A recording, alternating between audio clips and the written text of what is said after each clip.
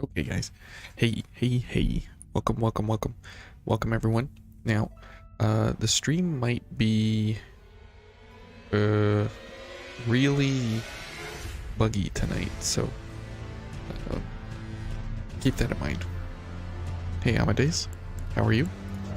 Um, we are level 269, 200 hours in, and we are going to, take this home, and, we are going to discuss some of the things that I've enjoyed and things I haven't enjoyed, and so on and so forth. We do look amazing in this armor set. Very good. That's important. Okay, so we have to... where are we off to? We're off to the Giants. Okay, so White Ridge Road. And we will bring our conclusion here to an end of our time in this wonderful world that we've had the pleasure of engaging in. And I definitely do think that it was a much better game than I had originally envisioned, and what I was... Oh boy, are we getting invaded? This looks like an invasion, maybe? No? Okay, well, whatever. We'll just continue running on horseback, or on foot here.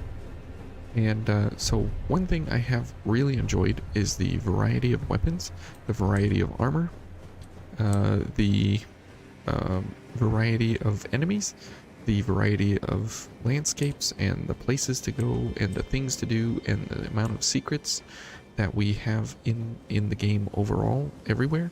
It's very nice, very welcome, and it's lovely and enjoyable to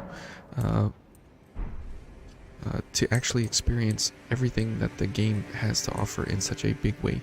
Hey Emerald, you're not at home tonight, so you can't play Horizon Forbidden West, or Frozen West, or whatever it's called. Might as well chill with some Ring of Eldens. I mean, hey, you might as well. And because we're going to kind of bring it to a close here.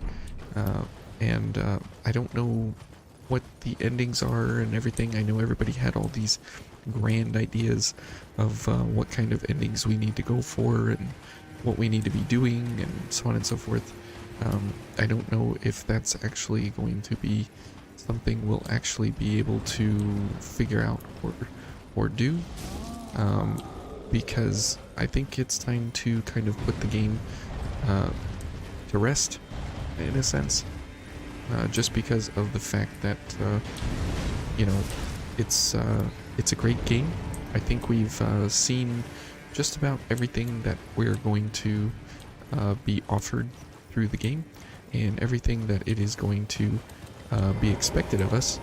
And so I think it's you know, I don't know how much more going farther in the levels, and you know, what else is there to see. Definitely the first run here through the game was very enjoyable, very interesting, very amazing. Like, the whole world was pretty awesome. I think we did a good thing by starting through the game as a wretch, as not doing anything you know, specifically based on something we were trying to do. We were just doing everything and seeing what we could do with that. And so that was very nice that we could go for that and see that. And it was very enjoyable nonetheless. So as we come to an exciting conclusion here, the idea is that we're actually able to do whatever we want here in the game now, pretty much, and we're able to completely, you know, destroy literally whatever we want now. This guy might be a little more difficult, it looks like, but because he's fire-based. So I don't know. We'll have to see here. I don't know what's going on here. Ouch. Okay. We're still doing a pretty good amount of damage overall. Okay. And we don't even have our rune active, so let's go ahead and get that going. Let's get this guy going.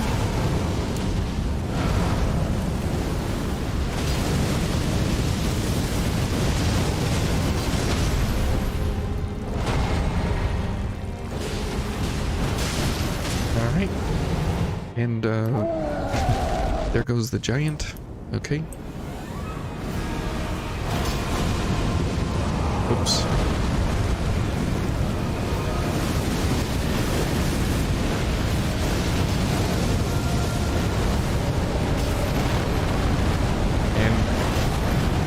He's got exceptional,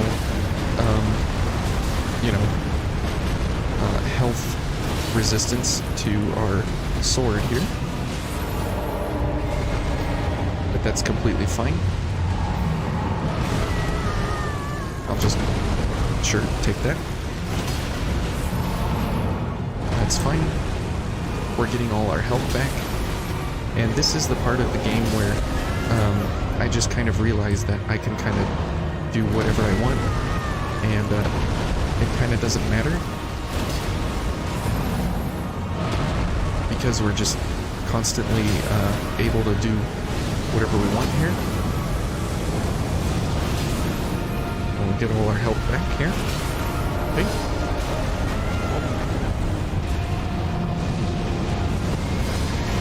Ouch. Okay. And what's he doing?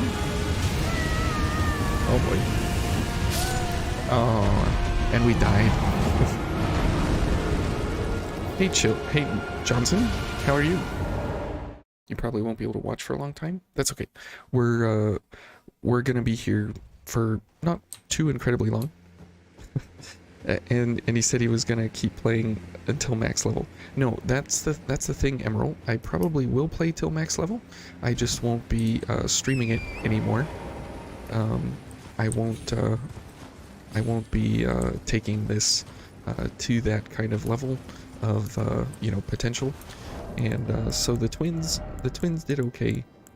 We'll bring out the ultimate overpowered friend here, and that'll be fine. And we'll see how this goes.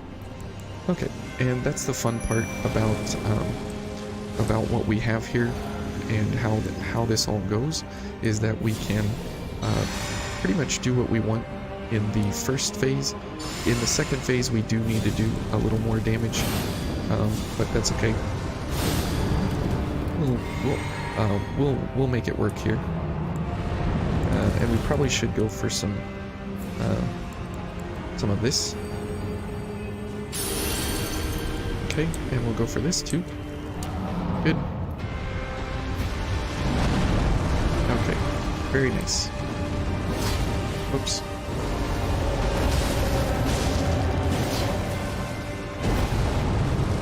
Okay, we're not getting any favors done here.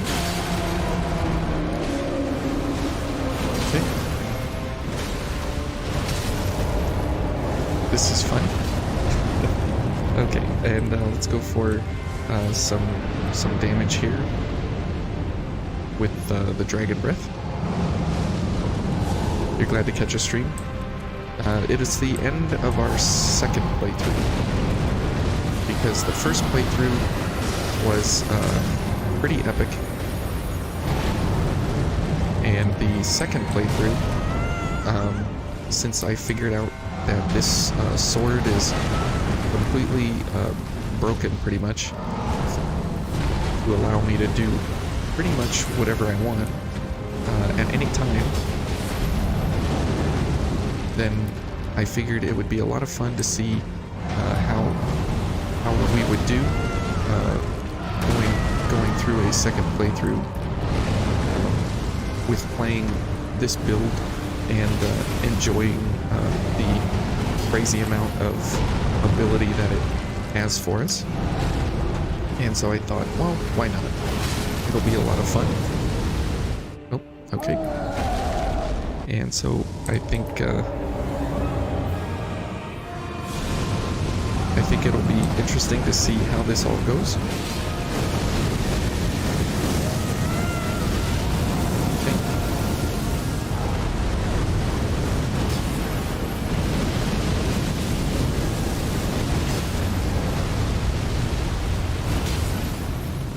Okay, and there we go. Hilariously, simple, actually. And, great. There we go. That sword is OP. Yes, with this amount of health, with 3000 HP, it's pretty hilarious. Oh, we can actually get another level.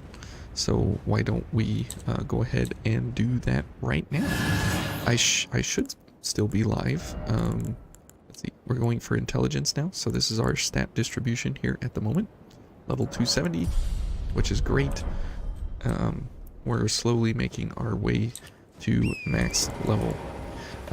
But yeah, this is pretty hilarious. How amazing this is. And I went for 2 of them to think that the 2 of them would stack together on the health recovery for beating enemies, and it doesn't stack twice. It only takes the effect of 1 of the swords. However, there is this guy, restores HP upon defeating enemies, that you can get, and this also stacks with the sword itself, so you can go for like maximum type of health recovery based on killing enemies. So it's pretty amazing. But with 3000 HP, I think all of my skill problems are solved, which is why I enjoy it so much. So let's talk about that enjoyment factor a little bit, because I really didn't want to play a game like this at this point, and so okay, sorry. Is in dying and death. Are you prepared to commit? I'm ready. Let my hand.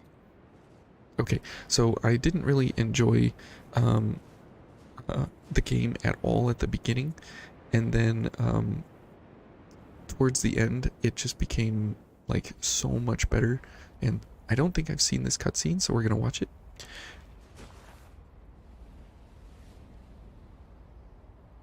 And towards the end here, it was just pretty awesome how how everything was just you know, all of the pain from Journey 1 was just, everything was so painful and so frustrating and so annoying, and I was just, there was a lot of problems that I was having along the way.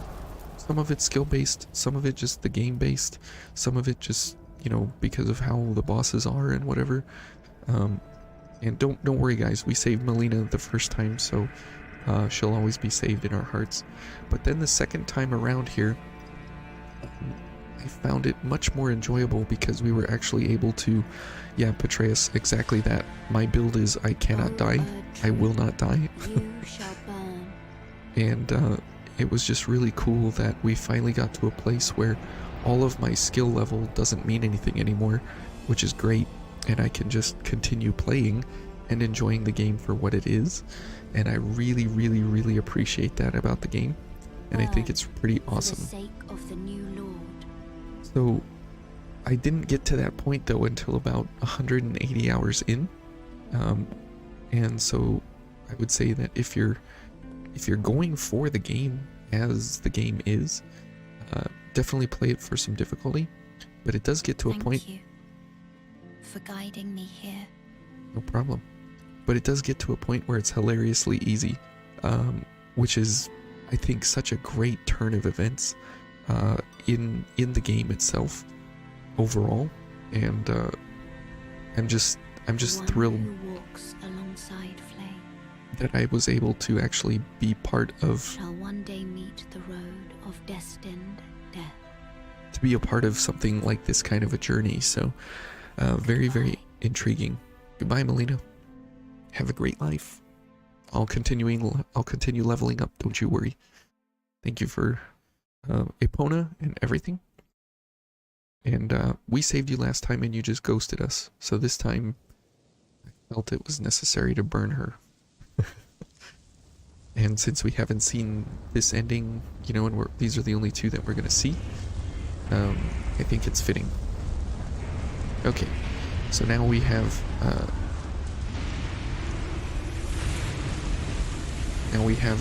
this ending here.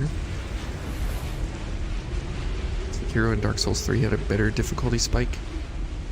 I think the nice thing about this one is that it doesn't get harder, it gets easier. Like the game actually continues to continually get easier and easier as you go along, which is pretty amazing. Instead of becoming harder and harder as you go through, it becomes easier and easier, which I personally appreciate. Now, platforming is still pretty bad in the game. I think there should have been a little bit better of a jumping mechanic. If they're going to implement jumping mechanics, make it actually good, and don't put so much platforming in. I didn't mind the fact that there was platforming. It just was so frustrating how there was like an infinity of health or of platforming wherever you would go, and it was just like, oh come on, more platforming and more platforming.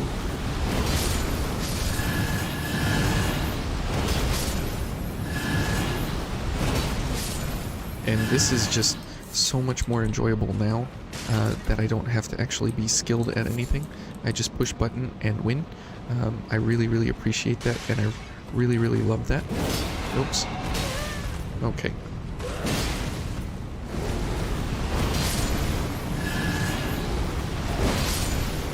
And it's just an excellent way to go about like finishing out the game and ending on like such a positive high note that it's just absolutely incredible to understand like how like difficult it was at one point to then go to this position where we are actually, you know, really, really capable to do literally whatever we want at any point in time. Oh yeah, this is the dragon.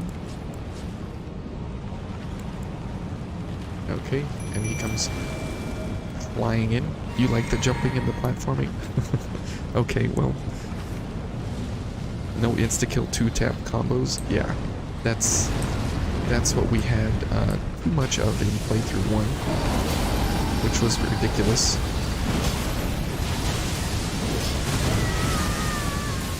Ow. Ow. Okay.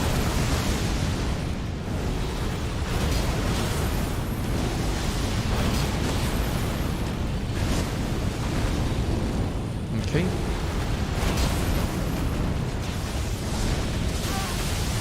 Whoa. Ow.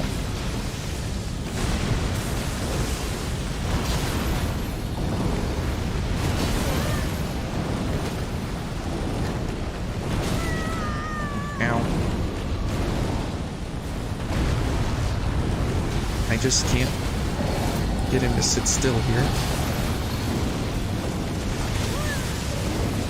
Ouch. What is he doing? I don't know.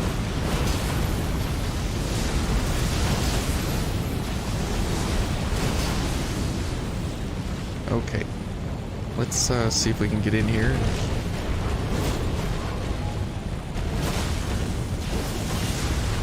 Oh boy.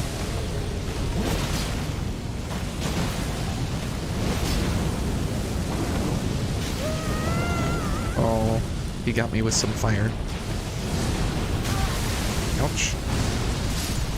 Oh no. We just lost our friend.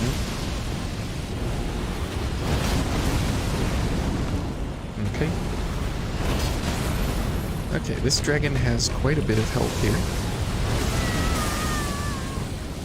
Quite a bit of health. That is for sure. Ouch. Okay. Can I please stand up for a second?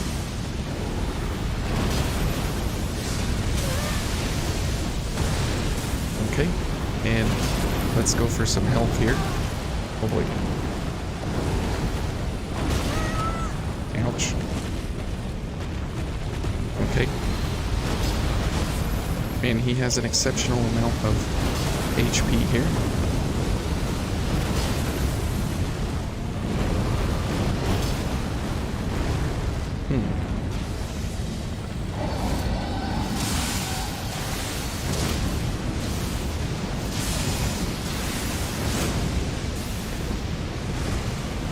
Whoa.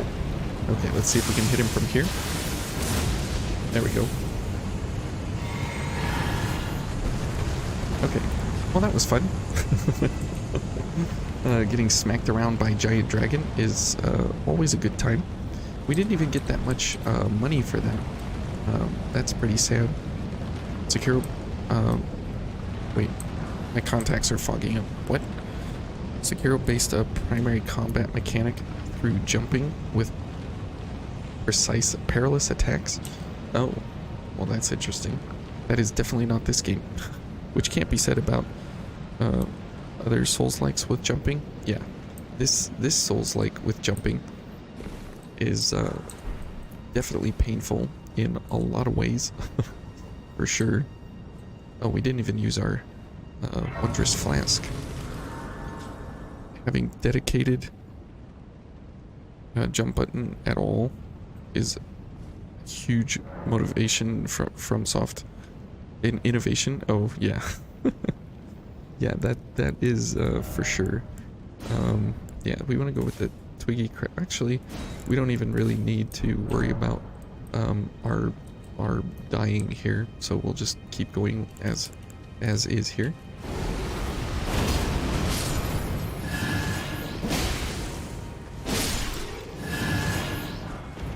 All these smithing stones is excellent to see. Okay, let's see. Where are we heading? What would I rate this game out of 10? For you, it's an 11 out of 10? You think it's the best game you've ever played and one of the best games ever made? What would I rate it? Well, you know me and Dark Souls.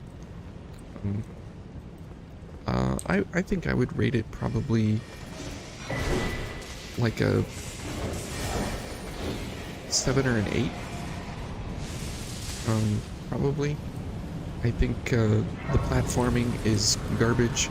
I think there's a lot of enemies that are garbage. I think there's a lot of mechanics in the game that are pretty awful. All things considered, when you really break them down. Oops. Okay. Who knew that my one weakness was dodging? But there's a lot of things where it's just like, are you serious? And why is the game that way? And so on and so forth. And it's really, really, really frustrating. And for that, I would just, I wouldn't give it like a perfect or anything. But I definitely do think it's a good game. It's a pretty great game.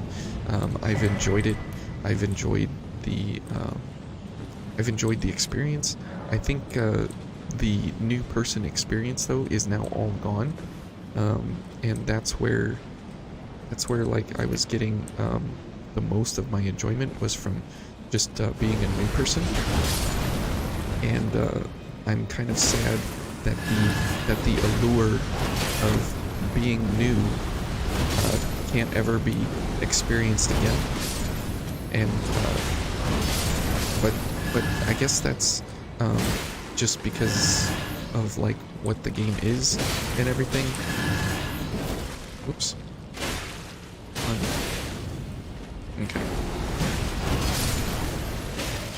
But I definitely think the game is pretty good overall, and definitely deserves, you know, some very, very good criticism for what they did and everything, and some good acclaim.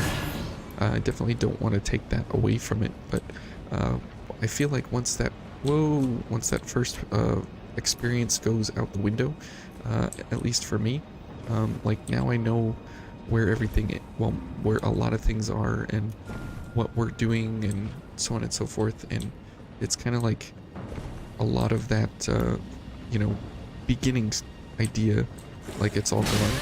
Ouch, I forgot about this guy. And so unfortunately, you know, like that's just how it goes with these kinds of games, because once you experience everything they have to offer, you don't get like more the second time around, right?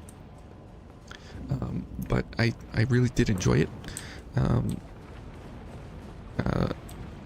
I really do think that like there is more to experience with the game for sure, because I haven't done everything, I haven't seen everything, I haven't gotten everything, but I don't think there's a lot more that the game can show me that would entice me to say like, oh, I definitely think I want to put another, you know, 200 hours into it or something like that, just because of the fact that like what else more is there to do than get the other endings and stuff.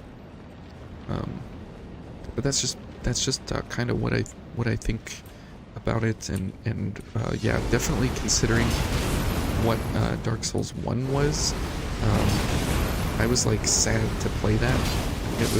It was like annoying to play it. It was frustrating to even think that I was actually going to play it,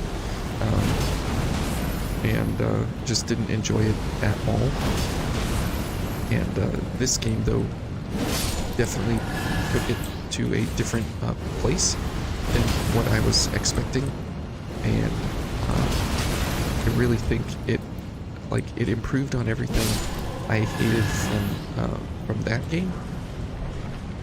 Oh, I don't know if I have that one, and it even did more that I didn't realize that I would want along the way, and so I was like super pleasantly surprised with how everything went down for this game.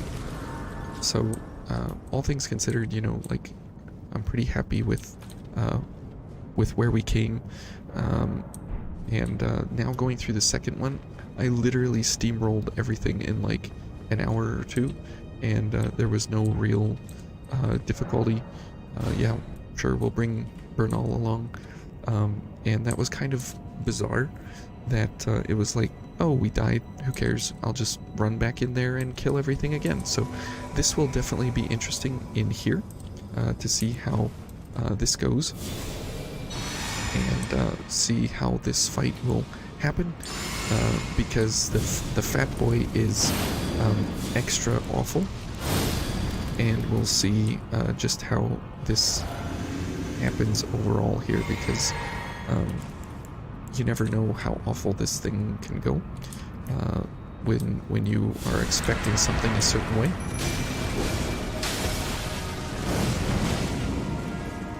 Okay.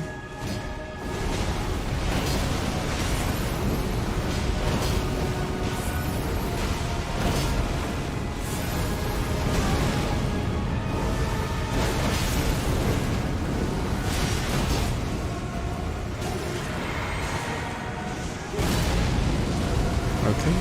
Now, we probably should be going for Fat Boy first, but that's okay. We'll do fine here.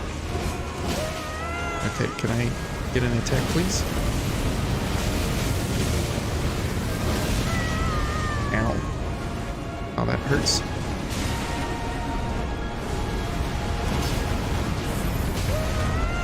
Oh boy. Now we're dead. Oh, jeez. Yeah. Fat Boy is super annoying.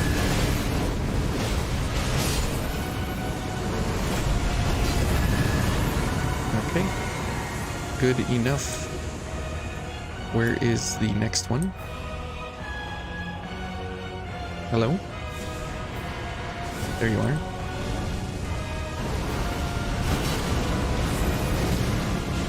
And we'll go for some dragons now.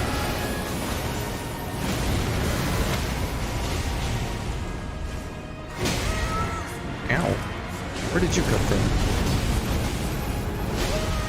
Ouch. Ouch. Okay. Definitely need to get rid of Fat Boy here. Oh boy. Are we dead? Yeah, we're dead. You get stuck in that roll and you get stuck on a wall. And since there's no body blocking or anything like that, you just die immediately. And see, that's the kind of stuff where I don't chalk that up to difficulty. I chalk it up to stupidity. And that's why it's kind of like, well, I guess that's just the way the game goes. But I think that's kind of ridiculous. But that's just how it goes. Okay, so as we get going again, we'll try and go for the Fat Boy first, because he's literally the worst. I guess we should go for more damage on him at the beginning, but we were getting tagged by everything else, so let's go find our money here real quick, and then let's go for Fat Boy first. Okay.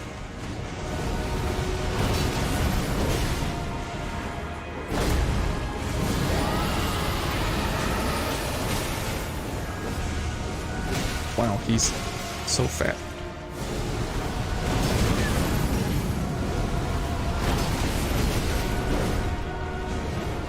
Okay. Ouch.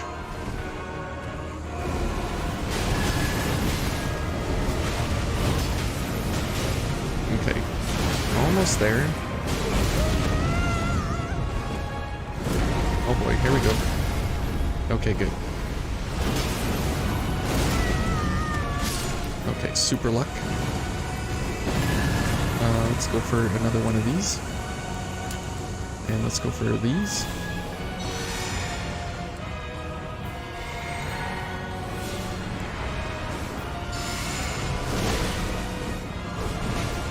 Okay.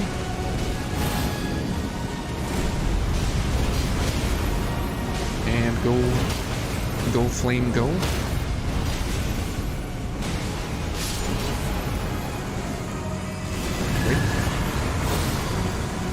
Okay. Now we can just finish this guy off.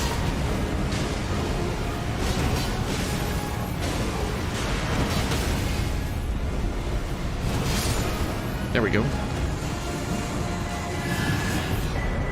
Excellent. Flame tornado. Pretty cool. And we'll touch the grace. Not directly off health is a flat percentage that's halted on bosses. But the build used was 2 twin blades with seppuku as the Ash of War on both, so you'd proc bleed in 1 jump attack. Best build for New Game Plus runs because bleed scales on health of the enemy. Oh, okay.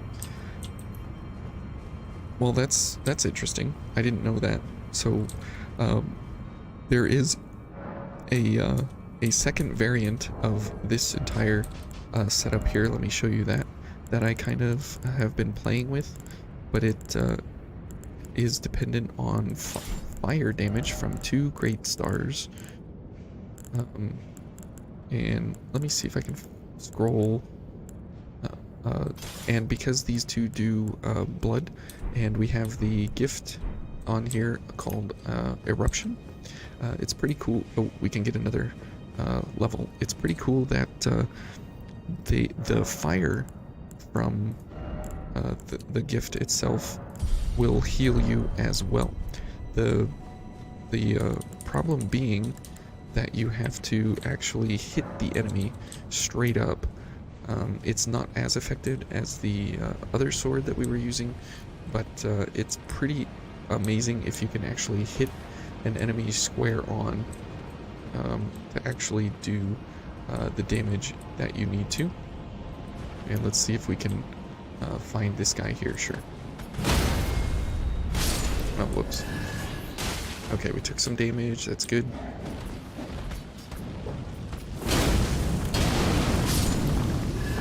So that's what we want to do, is eruption all the time, and you can see that it does heal fairly well, and it does. I mean, it paired with just the health recovery and everything, as well as having something like this available, makes for a pretty good. Whoops. Makes for a pretty good other build set as compared to the other two swords. Okay, do we want to go down here? I don't think so. I think I might be a tiny bit lost as to where I need to go now, but that's okay. We'll go down there anyways. Actually, this guy needs to die. And this is great, having missiles. And he can't reach me. And that's so cool that I can reach out and touch pretty much anything I want without any retaliation, pretty much, because reasons. But if you continue to go for eruption, it puts lava all over the ground, which is pretty awesome. And oh, we don't have it, and I believe it also pairs with Theodorix. If I get to another site here, that's a neat weapon setup. Yeah, it's like a poor man's version of the Blasphemous Blade. So if you don't have that, or you don't want to build specifically for this, here, let's see on this fella if it works out. And because it's fire as well, it works out here. And you can see, paired up with Taker's cameo, you can continue to you can continue to get health back even from killing different enemies and stuff along the way, so it all works out very, very nicely in the end. Okay. And let's see, heading down this way. Okay, making our way to the end now. Probably for what's his face, we are definitely gonna go for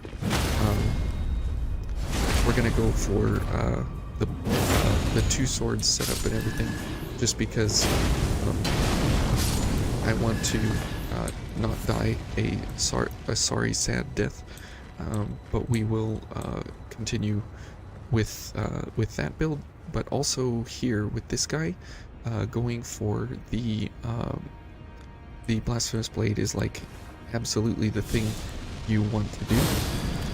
What we are going for here is not ideal by any means, but we'll make it work.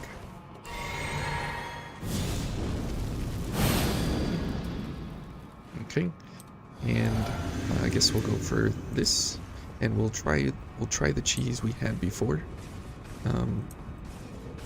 Just because I hate these guys. Okay.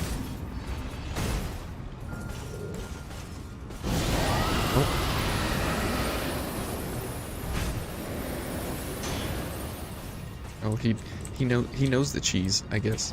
That is unfortunate.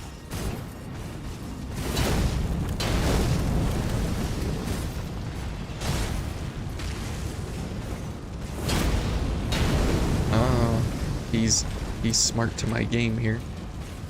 That is unfortunate.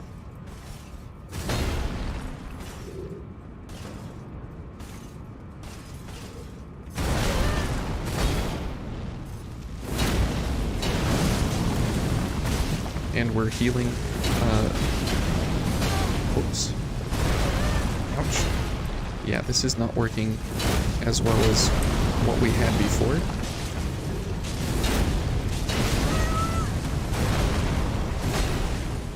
Okay, well.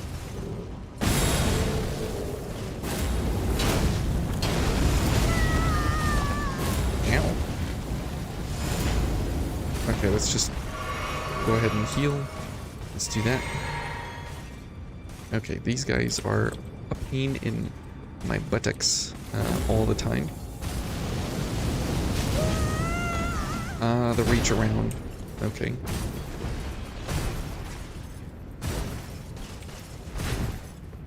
Okay. Oh. Whoa. He went through. That's amazing. Where's he going now? He doesn't... he doesn't know what he's doing here. Okay. Let's see, where's he going? Now he's going for the cheese. Okay, interesting. I guess we'll go for a couple of things here. He doesn't know what's back there. I don't know if he can get out of there now. Because he flew through with the... yeah, with that attack.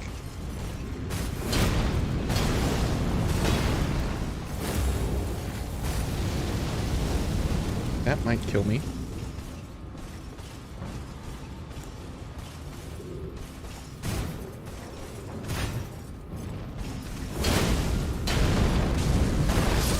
Oh, okay. Yeah, definitely the Blasphemous Blade for these guys is just absolutely crazy. Maybe don't summon for the boss fight? Okay. We can try that. It will be a lot of pain and suffering that we are used to as before. So this is, like I said, just a poor man's secondary version. It's not as potent by any means as compared to this setup here, but that's okay because there's multiple ways to get around everything here in the game, and this is one of those that you know, if you're just going for running through, then that is a great way to do it,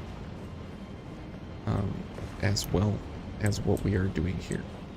Okay, and let's see if we can just run.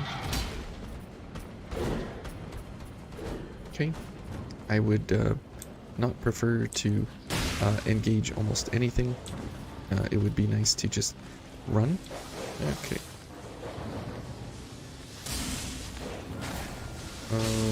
I've taken a wrong turn. There we go. Getting turned around here is usually pretty tough and pretty difficult for me to remember where everything's at. So it's kind of fun that some of the adventuring is still, you know, like a little bit new, but not everything. And the allure of you know, the allure of the game is kind of done, which is the interesting part. That you know, that's even the case. Okay. Good. And we'll go for one of these. And we'll grab our money.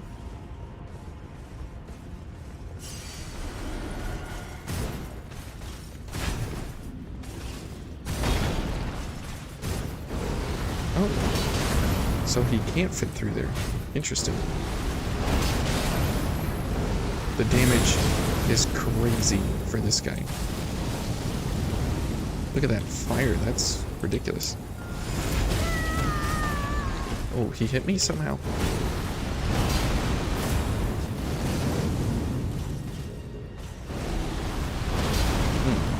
That was weird that he hit me somehow there. Okay, come back. These fire things are always, oh, he hit me through the pillar? Okay. Where is he going?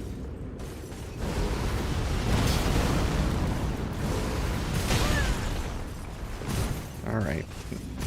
Not again. Can you please Die. Thank you. Ugh. Those guys are just the worst. They're one of the very painful enemies in the game for sure. Let's see. Okay, we can hop over there, I think. Is that right? I believe so. Okay, good. I guess we don't need to fight those guys, but it's worth killing them so there's no loose ends coming back to haunt me at any point in time. Okay. And we got bird brains here. Very good. And let's see. We are not going for the crazy jump of death and chance this time. And I don't think we need to fight the dragon. We just need to continue on, even though I very much would enjoy a dragon fight.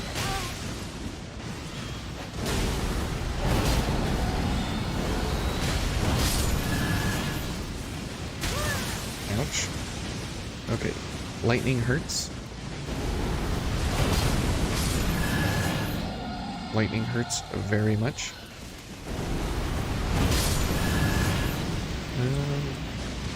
Let's see. I think we're going the right way, and I don't think we really need to or want to fight this guy. I think there's a dragon smithing stone up there, but that's okay. We'll just leave him. Oh, he flew away anyways. Okay. And I don't think we need to fight Placidus this time. There's really no reason to go back there and fight him, except for, like, if we wanted...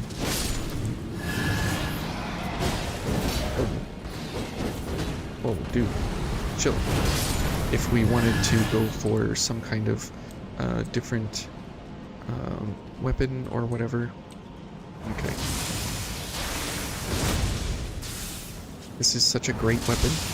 I'm so happy to have it. Absolutely incredible. Okay. It pairs very, very, very, very well with this setup because it gives you the ability to reach out and touch and have some distance on the enemy.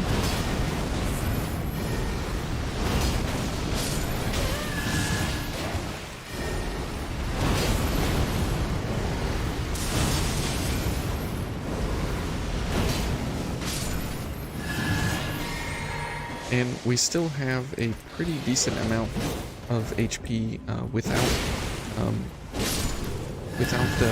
the Great Rune active, but we do get 600 HP with that Great Rune active, and so that really causes a great understanding of ability for us to know how much more. To know how many more hits we can actually take. Placidus 6 no summon melee.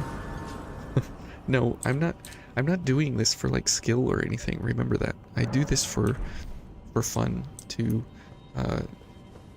like to fight everything I can as a fun fight, not as a skill fight. I don't do anything in this game based on skill. I do everything in this game based on cheese. And that is indeed what we are going to do. I won't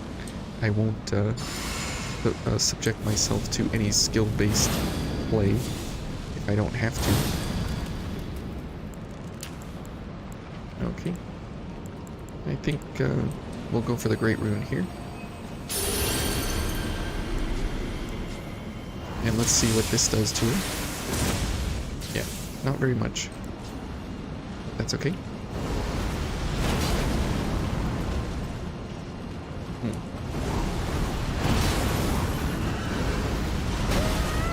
Ouch.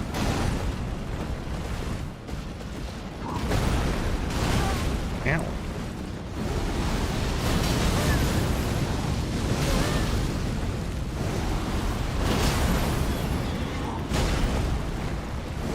Okay.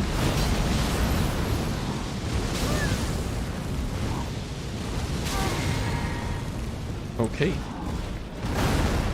He knows my game.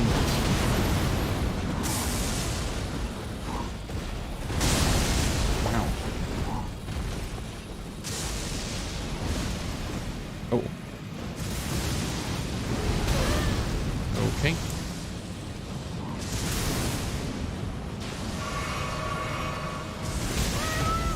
Oh, come on. I was in the dodge animation.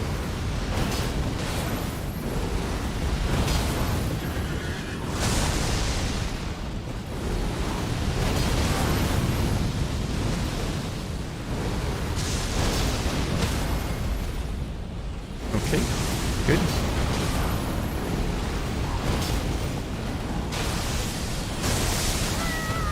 Wow. Wow.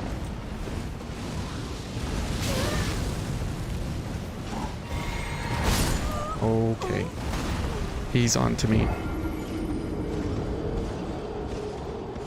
Because I camped it out. I camped it out last time. Is that why?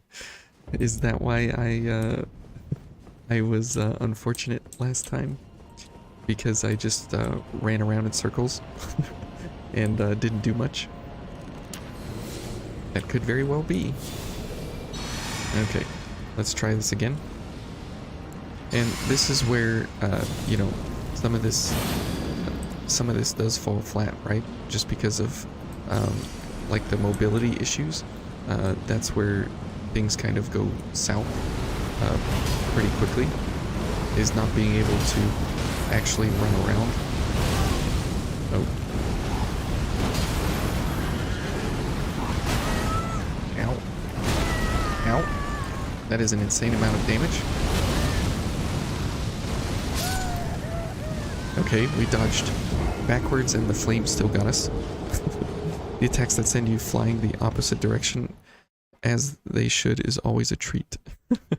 I know, I dodge backwards and then I dodge forwards and it sends me backwards, or I dodge backwards and it sends me forwards. That's always such a fun experience, for sure. So we finally met some of our match here for this setup, which is kind of interesting to see that it would be this guy here. Whoops. There we go. Definitely didn't think it would be him, but that's okay.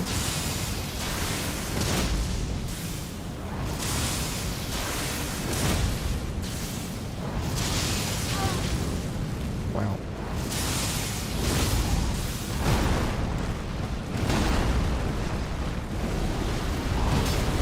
Oh, he's got dodge. Okay.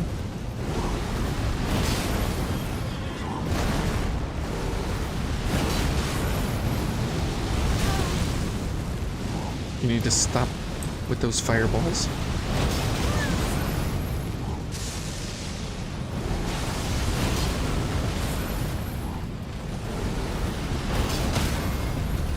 Okay, good. We got him on the ropes now.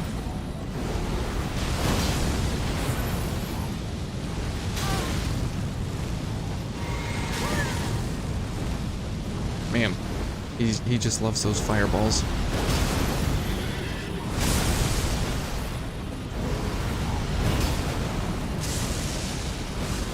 Oh boy.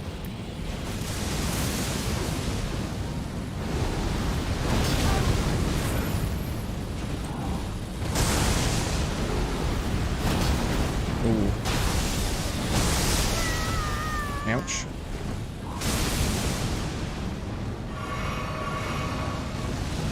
Okay.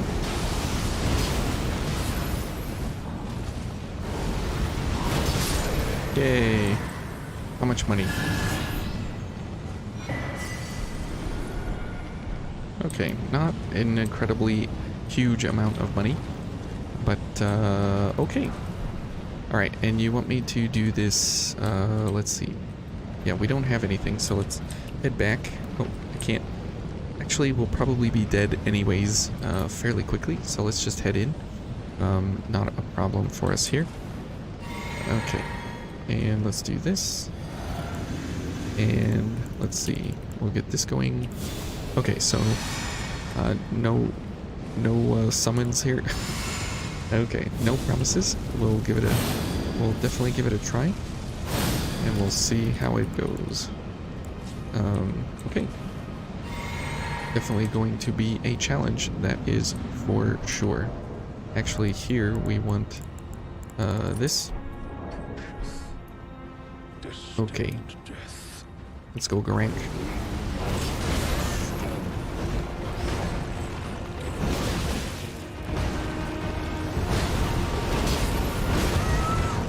Ouch. Ouch. Ouch. Okay, good. Okay. Oh boy. Ow.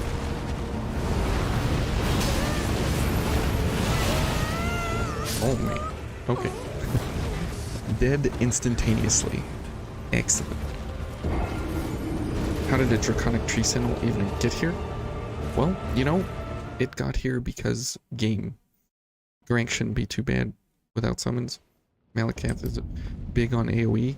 Yeah. Yeah, that's definitely going to be the problem here. For sure. Is that the shredding our health, you know, is going to be a serious problem. But that's okay. We should be okay. It's just the pain of, you know, like I was talking about, those battle mechanics and everything. That's, you know, that's the kind of stuff. Come on, that's the kind of stuff that I don't enjoy, right? And so we'll see how the fight goes here. It should be kind of interesting to see how we are able to mitigate everything, if at all, even. Reverse the mist. Okay. Let's go Garank.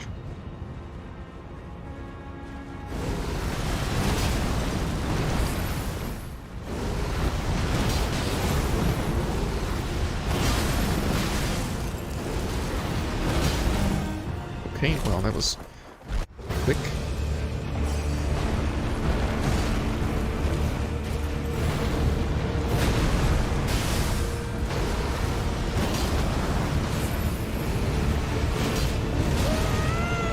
Ouch.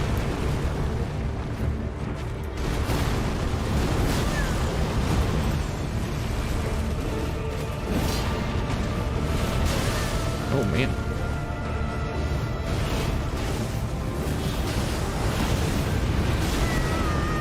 Okay.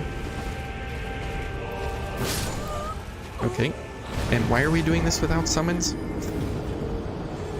Malakath's jumping around on top of his aggressive. Seems like they'll be the biggest challenge for this build.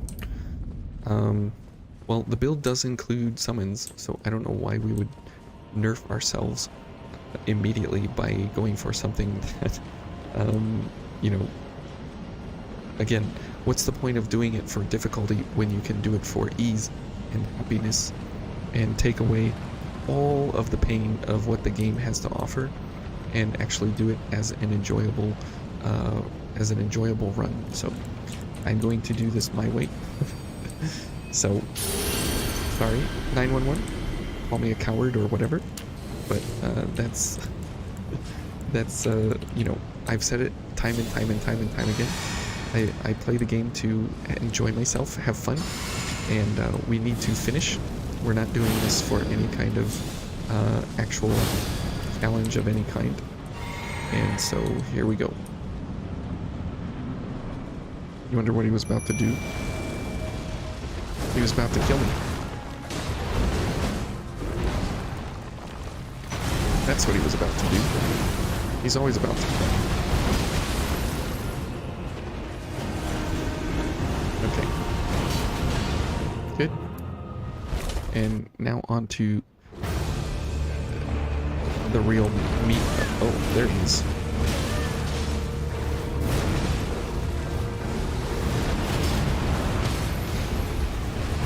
Okay. And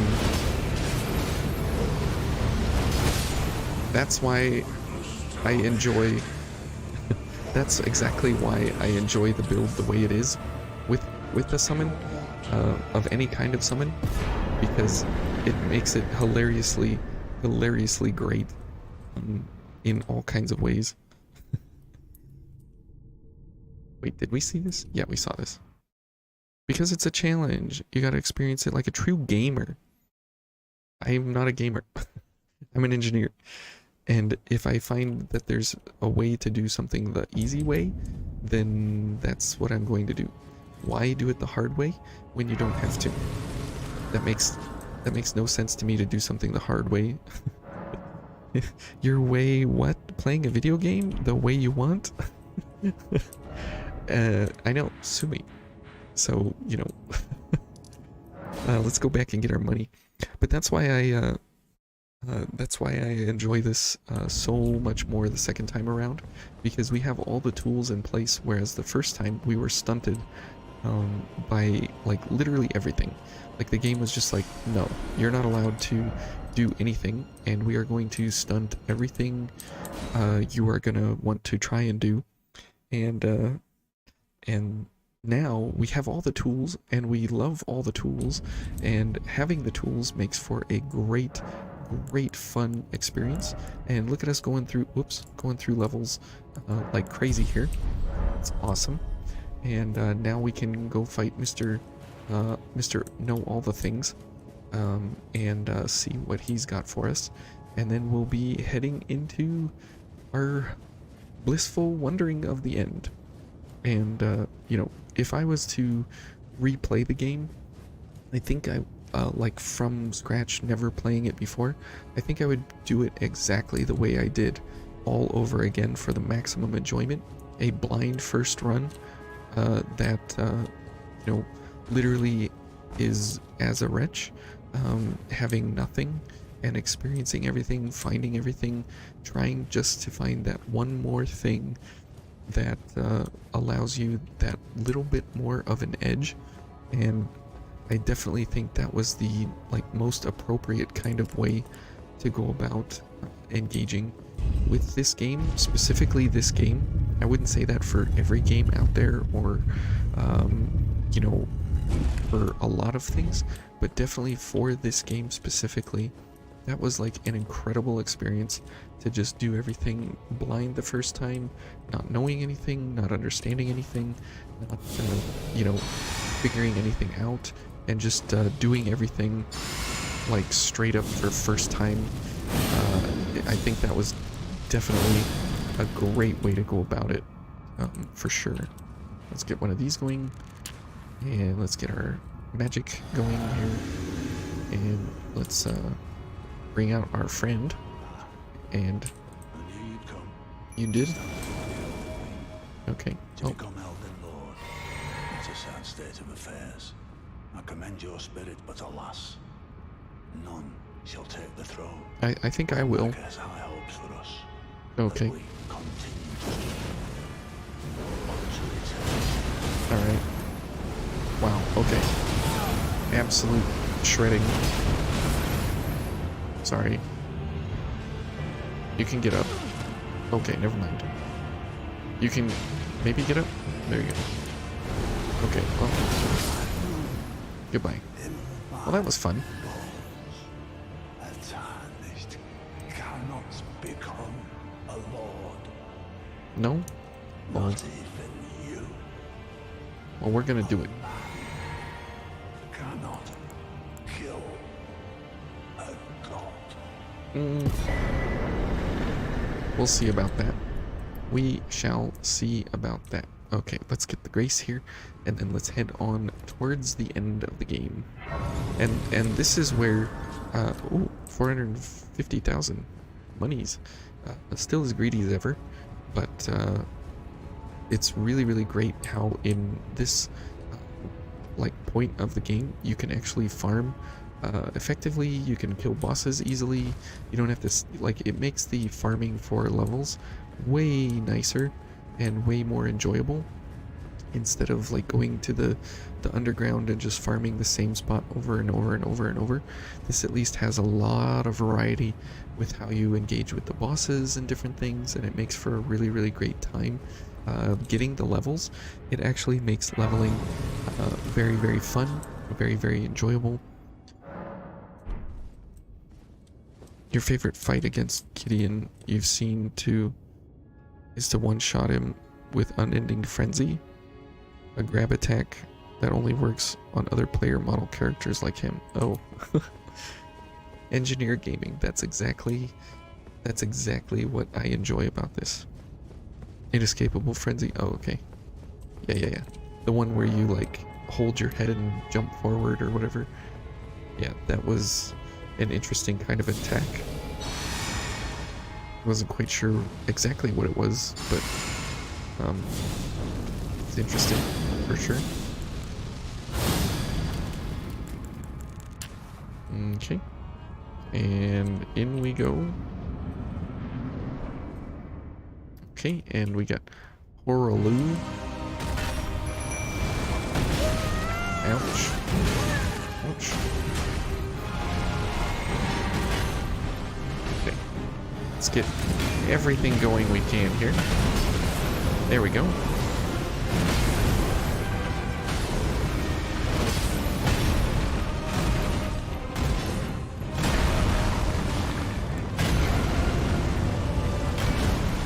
Wow.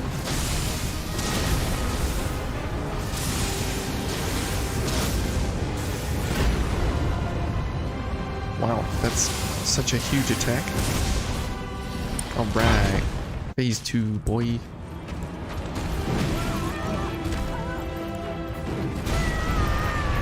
Ow.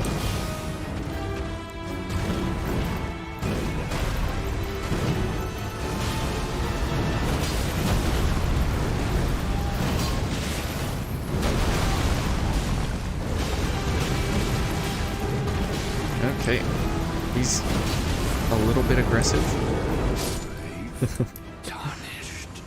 Oh, I just love this setup. It's amazing. It's absolutely amazing. You can catch him monologuing like the Incredibles hero. Yeah, that's the great thing about it, you know? Like the enemies feel like they really want to engage with you, but we're just running around slaying everybody, which is pretty hilarious that that's even the case. Because most of the time it's like, wait, we should be doing other things and we're just running around killing everything. Pretty hilarious. Okay, here we go. On to some kind of ending, I think.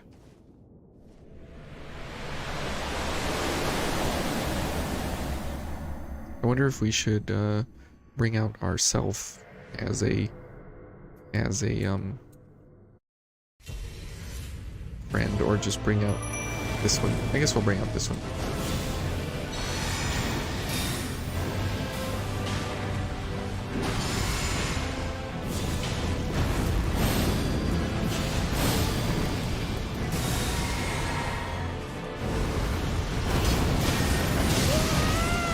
Wow.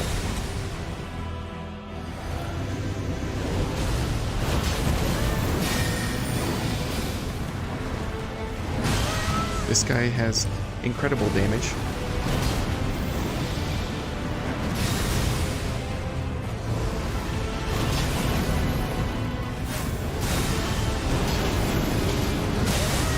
Wow, look at that. Unbelievable. Wow. Okay. Onwards.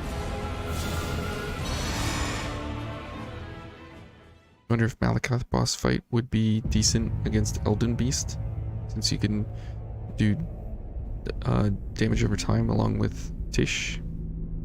What? Oh, Malakoth's boss weapon. Oh, okay. Yeah, I don't know. It might.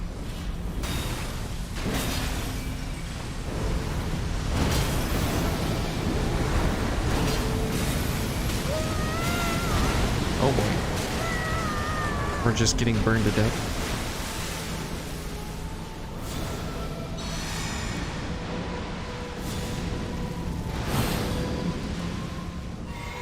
What is it fighting? I can't see what's going on over here. Oh boy.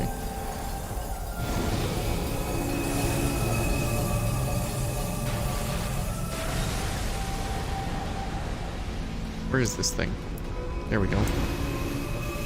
Oh boy. That is such a cool attack. Too bad it's like a stupid stamina drain. Ouch.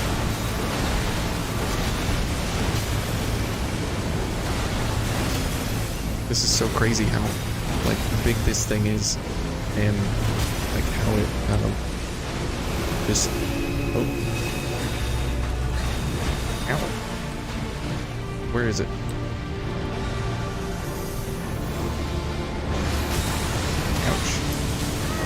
Oh my goodness.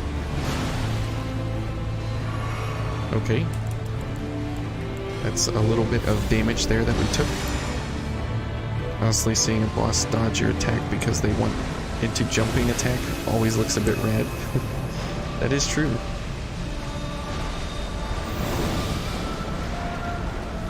Oh boy. Okay. We're not really getting in this boss fight here at all.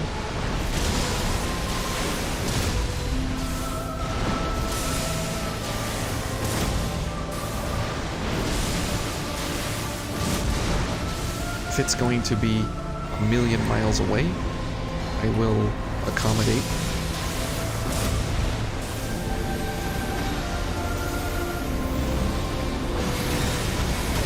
Ouch.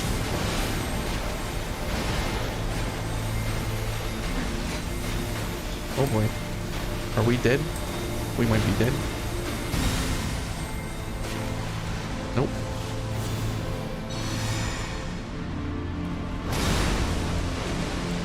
Okay, can we hit some damage here without... Oh, nope. We can't get any damage because the thing's like a million miles away all the time. It's a stamina hog. As very, very, very annoying as that is. Okay, up into the... Oh, wait. What we should do is this thing, I think it's doing like holy damage or whatever. So let's go for this one. And we're not really using the dragons for right now. So let's go for Erdtree Heal. That should be better. And let's see. Yeah, we don't need that. We don't need that. Okay, I think we're good. I think we're good here. Great. That'll help us with our damage negation and everything. Dang. It feels like a boss fight that wants you to ride the horse. Yeah. And it's not that by any means. It's like something completely different, you know? Okay, so let's get rid of Radagast here real quick.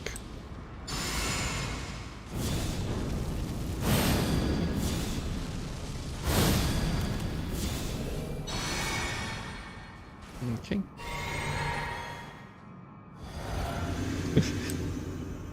He was an excuse to outrange the spirit ashes. Yeah, probably.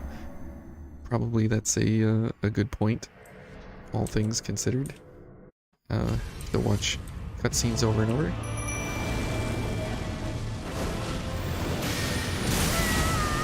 Ow.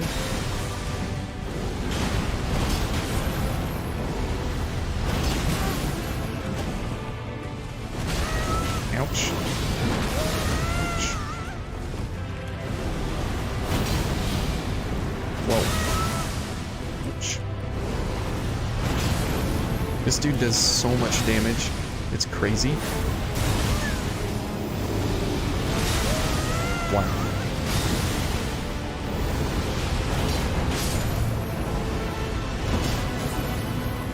Oh. I can still use his corpse to get health. Just doesn't let you fight with Epona. I know. Why? Why not? Give me Epona. I want Epona.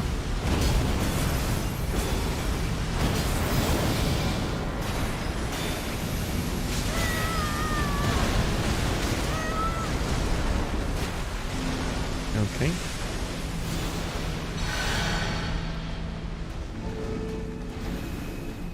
Wow, my money is literally just like stolen from me. It's kind of interesting.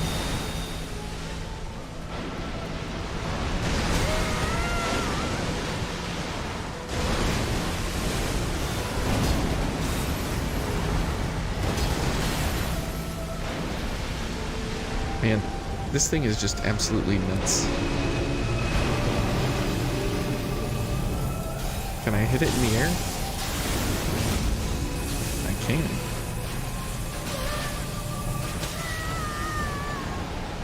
That was cool. I could hit it up in the air.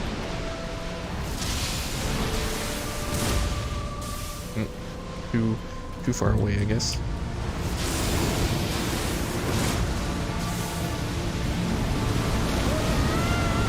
Wow. He's got infinite range on his projectiles.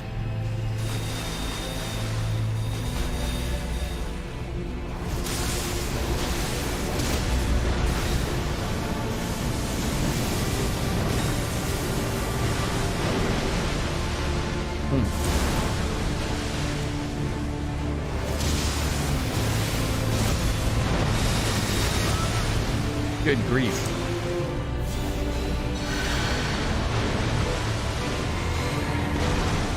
Okay, let's get a few things going here.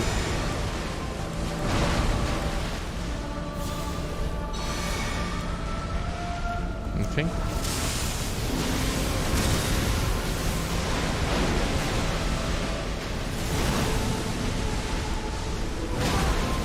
Ouch. Ouch.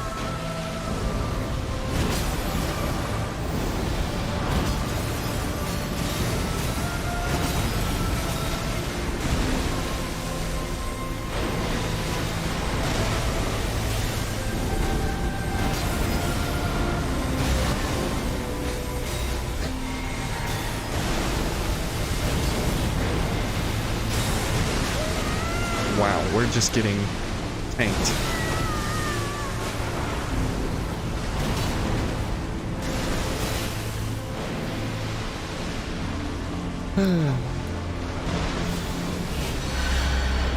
The running around here is just annoying as can be.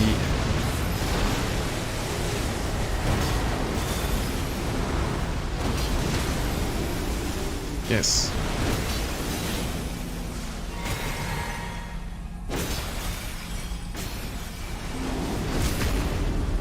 Oh.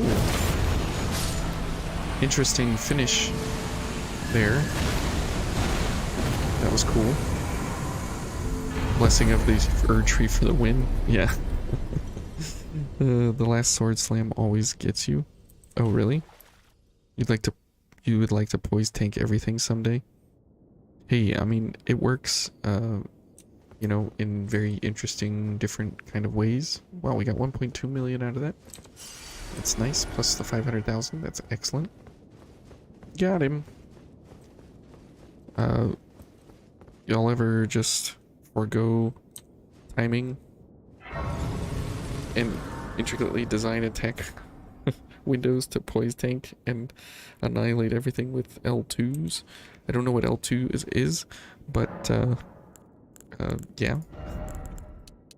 Hey, we can get 2 levels. So we're coming along nicely here. Alright. And then here we are at the end. Mend the Elden Ring. This is our ending. I think this is like the most boring ending you can get, or like the simplest ending, or whatever have you. But yeah, I definitely think the game is pretty cool. It has a lot of like this ending boss fight running around all over the place. It just feels tedious and like kind of a question of why. Why is it that way instead of like a real boss fight? But They should be your skills like takers. Oh, okay. Takes flames and stuff. Yeah. Got you the Ashes of War. And so it's interesting that like how the game actually operates to actually get to a point here at the end where you're just completely crazy strong for what. But I guess as you go through the difficulty levels and stuff, you have to that you have to actually, you know, get good at the game and whatever. Okay, let's see what this ending is. Mend the Elden Ring. The I don't care about questlines ending. Oh, okay. Then that's exactly what we did. We were just going for farming and money and, you know, would you believe they've adjusted the boss AI so that it swims across the boss arena less? Oh, really? That seems crazy. That seems absolutely crazy. I'm glad for that though. That was a good move on their part for sure.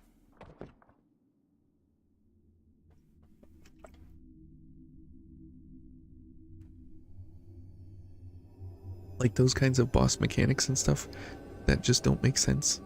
Like those are the ones that I'm just kind of like questioning all the time. Like there's nothing exciting about it. It's just doing it for doing its sake. So how would you know there's any other ending except like through a lot of trial and error? Like I don't know. Congrats on beating the game. The fallen leaves. Well, thanks. Tell a story It was a much shorter of how a tarnished game the second time around than the first time around. And it was way less enjoyable in our home story-wise and game-wise. across the fog, the lands But it was between. way more enjoyable like activity-wise with our character. A good move would be to half the spirit ashes HP and half base bleed buildup. An age of fracture. And nerf the Moonveil more. The Moonveil I think is fine because I'm not using it because it doesn't recover health. And so you can nerf anything else you want. Being able to recover health while dealing damage at a distance. Hey, we got an achievement. Elden Lord. If you didn't know, you can choose to begin Journey 3 later. No. New items can be purchased from the Twin Maiden Husks. Yes, that's where I want to go. Actually, I want to go to the Cellar Boy.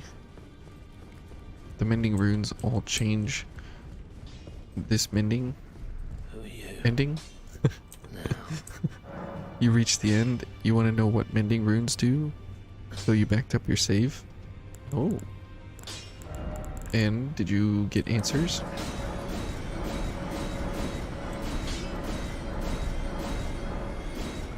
Okay, let's go turn in some remembrances here. And I think we can actually copy a couple if we want to. If there's something extra that we want, like a sword or something, I don't know. Okay, what do we got here? Fire Giant. We got the whip last time, so let's get this one this time. Let's see. We got this blade last time, so let's go for this thing this time. We got this last time, so we'll get the Axe of Godfrey this time. And last time we got the Relic Sword, so we'll go for the hammer. Good. I think we got the Trident last time, so we'll go for Blood Boon. And we already have both of these, so we'll go for another one of these. Okay. Very cool. You have 2 more ending trophies? Oh, really? I didn't know that.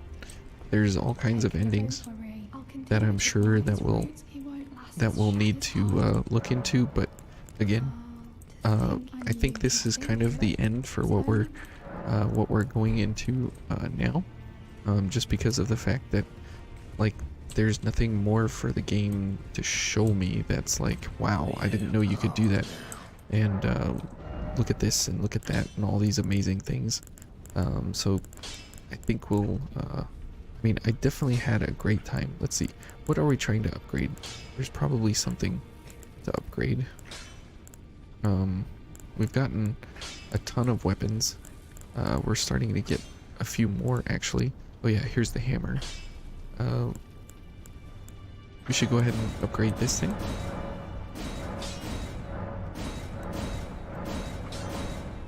Okay, great. Let's see. Anything else that's pretty amazing that we're using or not using that we should look into here? Doesn't look like it. Doesn't look like it.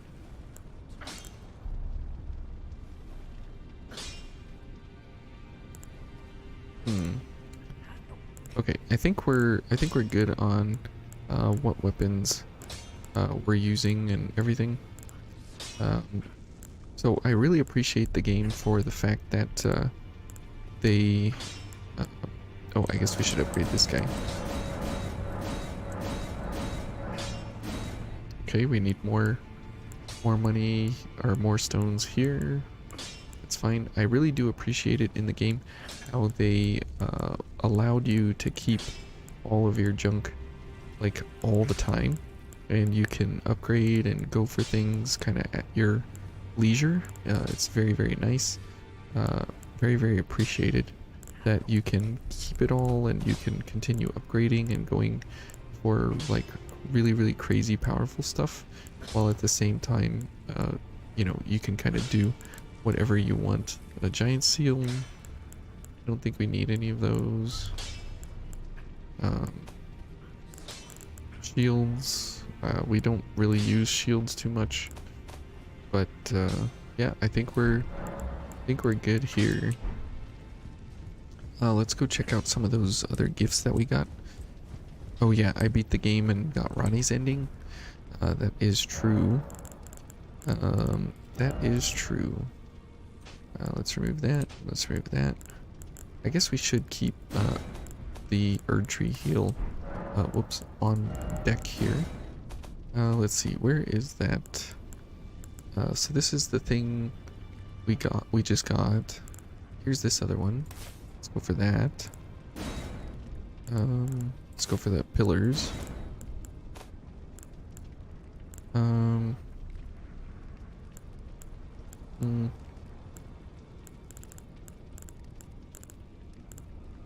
Yeah, I don't know if there's really blood boon. Sure, I guess we can go for that.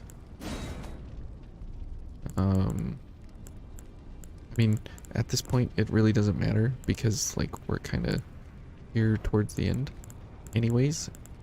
And we'll go for Borealis. Let's go see what these attacks kind of do. What should we go fight? Or is there anything to fight?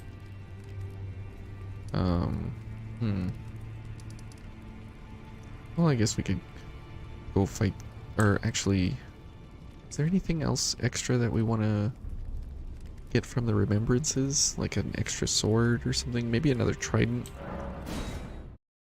Maybe another trident and maybe another sacred or a relic sword or whatever it's called. That might be good. Let's see here. Subterranean omens? The subterranean omens? Oh, that's a good idea. I hate those guys, so let's see what this does. Oh wow. That's pretty cool. What's this one do?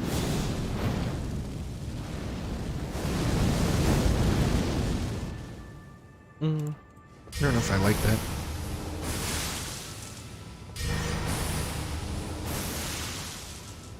That's kind of neat. But this is like really cool, this one here. Okay, let's see. What would we want here?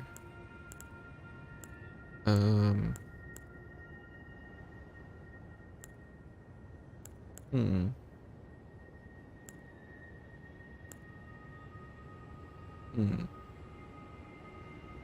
A whole bunch of HP and a big target. The Black Blade should be a neat range damage. I think it's similar to Black Knife skill, but bigger. It's way bigger. And I wonder if it, like, can be charged up or something. Area around you, but if you get under a large boss, those fire pillars do big damage. Oh, okay. Well, we got the hammer and we got the sacred relics, or the whatever the relic sword. Maybe we need like a second black blade. That would be kind of cool, or a second trident.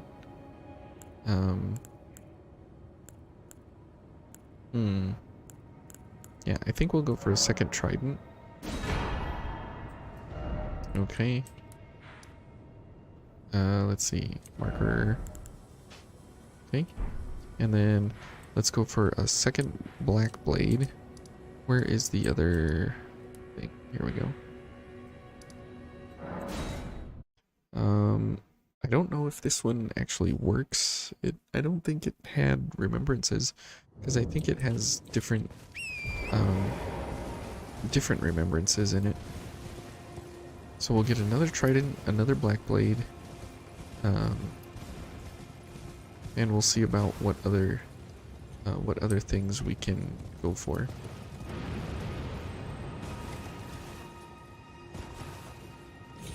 Did I land on a tree? That was weird.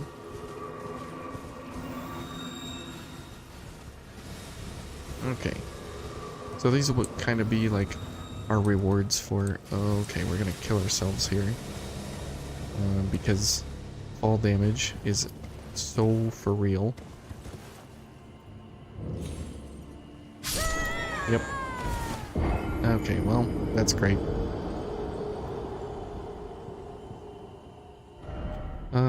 Oh, okay, well, we get a Stake of America here. But it probably,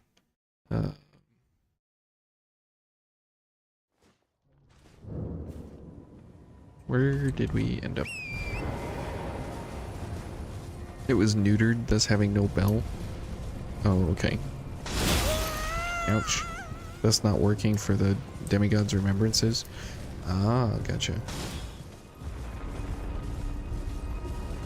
Where in the world did we go?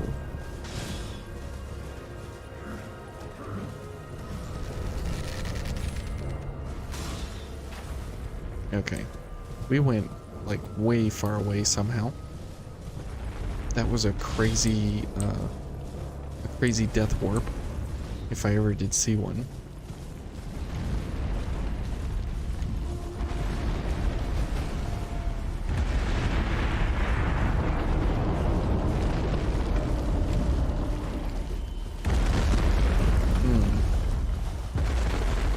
Are we going the right way? I feel like I'm not going the right way. Oh yeah, okay, here we go. Good grief.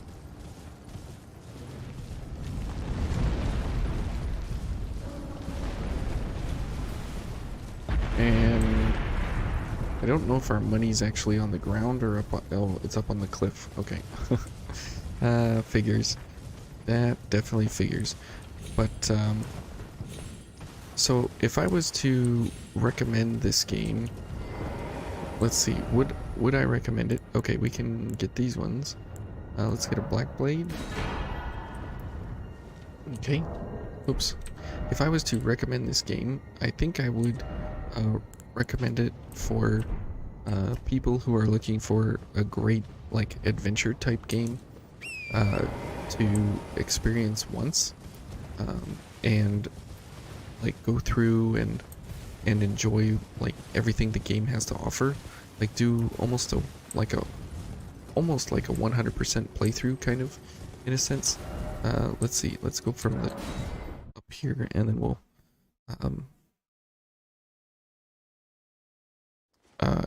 we'll head south again. Yeah, the runes are up on the cliff there where we jumped off and died. Yep. So we'll just take the walk of shame back and pick them up. Hey, how you doing, Blue Hood? How are you doing? Nice to see you.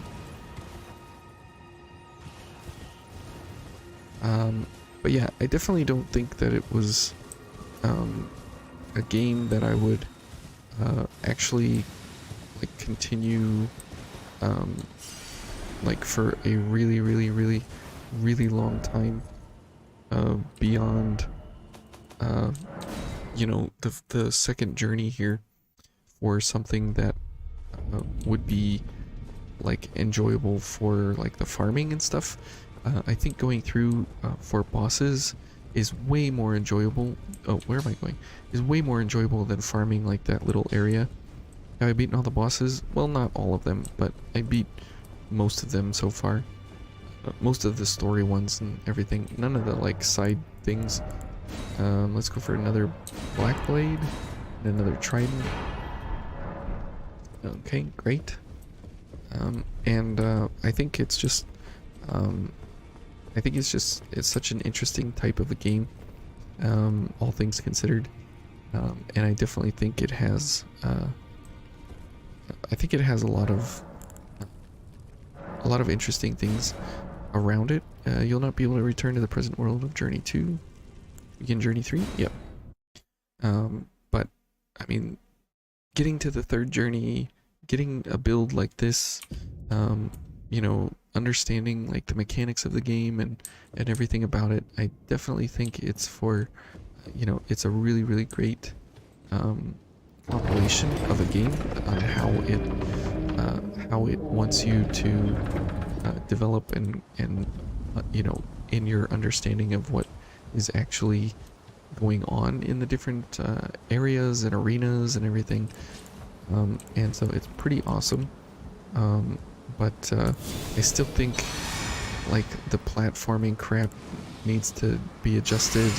There's a lot of things that still need like some kind of work on them, because it just it just feels bad for a lot of things. And it's like, why does it have to be this bad? So let's see how Journey 3 is here. And let's see our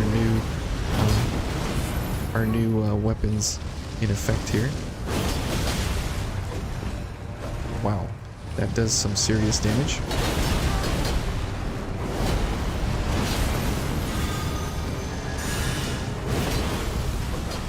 I kind of like that attack. That's very cool. Very stylish. Yeah. Alright. Very cool. And then I think we just jump off the edge, right? If I remember right. What do you think of Chad Freeze boss fight? The Horaloo guy? Who's Chad Free? I mean, I'm not any kind of you know, judge of anything about this game, but I really didn't enjoy the boss fights. But now that we're on the other side of kind of finishing the game, I guess, if you will, in a sense, I think the boss fights are a much more fun way to farm.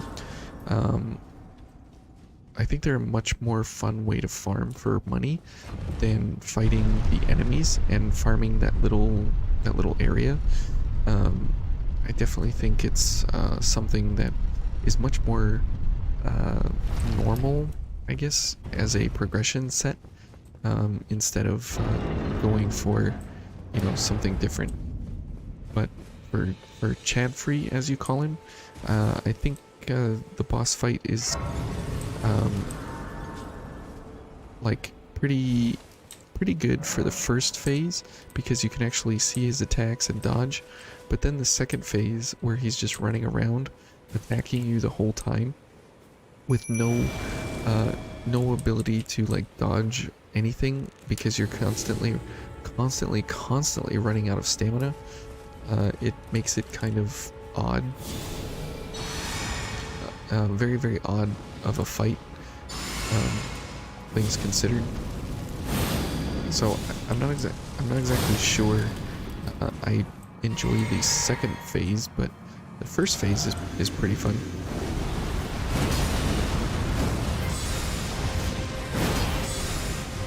Ooh, he blocks that. Interesting.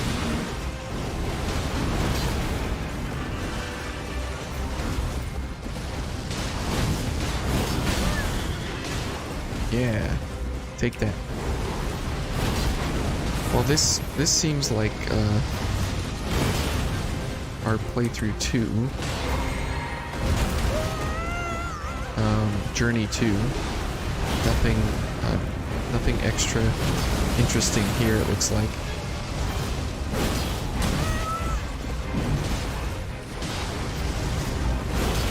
This gift though is really awesome. I think that's such a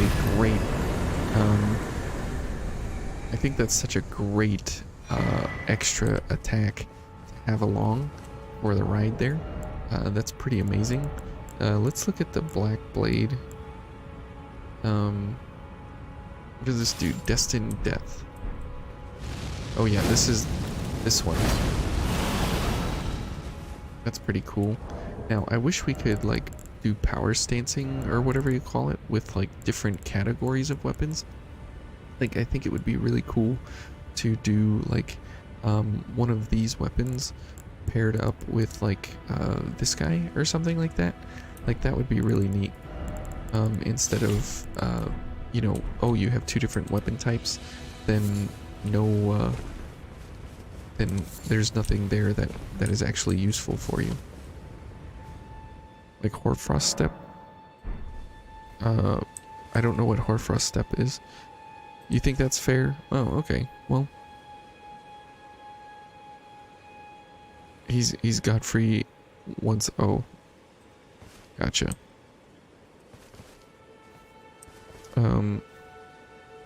Iteration never fails to get your blood boil because he remarks how his blood boils. You love his boss fight a lot. Or Horn Lu never fails to get your blood boiling. Yeah, it really does.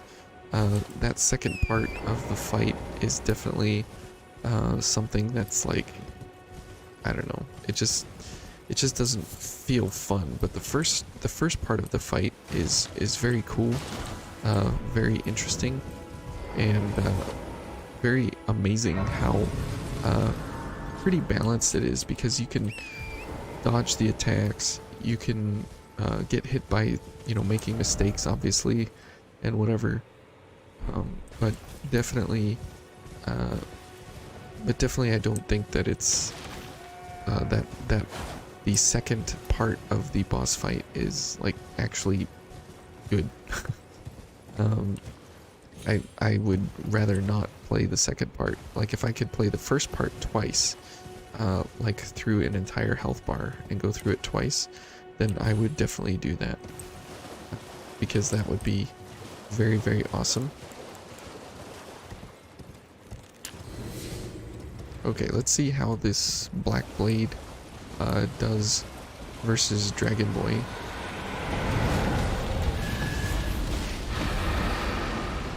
Oh, I guess we have to be on the ground.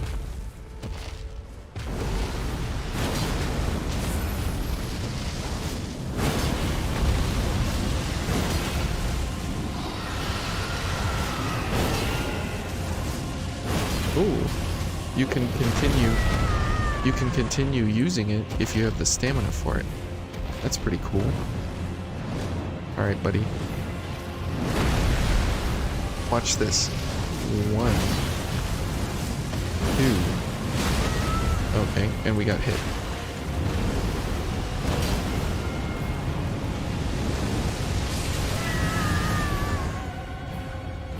Okay, let's go get some health. But that's pretty cool that the Black Blade can be used that way.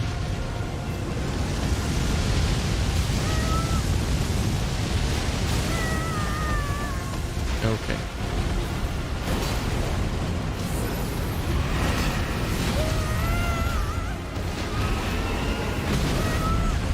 Okay. Can I just get one attack off, please? Thanks. But yeah, I definitely think that's pretty cool that you can use that way. and get those attacks off. Let's see, how many can you do? 1, 2. Okay, so it's 2 attacks. That's pretty cool. How much does that thing consume? I don't think I can see how much that thing consumes, but that's pretty awesome that that it takes into account that you can do it twice. I think that's a pretty awesome thing. I feel like that's offhanding. You can still attack with the dagger in the left hand, but it would be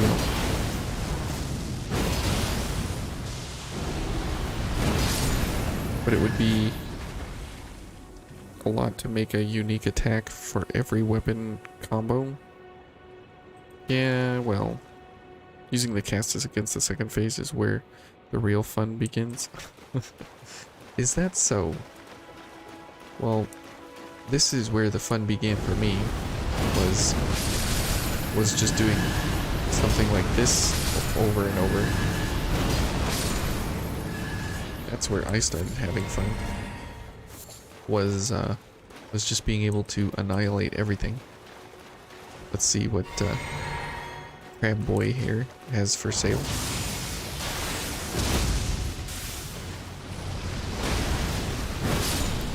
That's such a cool, flashy attack. It's literally flashy, and it's amazing. I really, really like that. I think I like it more than the blade itself. Okay, let's see. If we were going to go for other things, I think I would, to make it similar to this build, what we're doing here. I think I would go for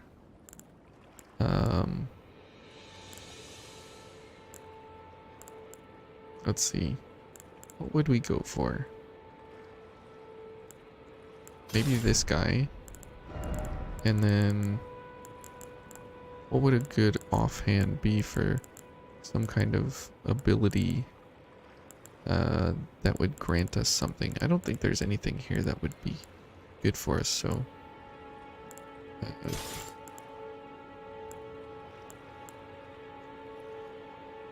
I guess Radahn's sword.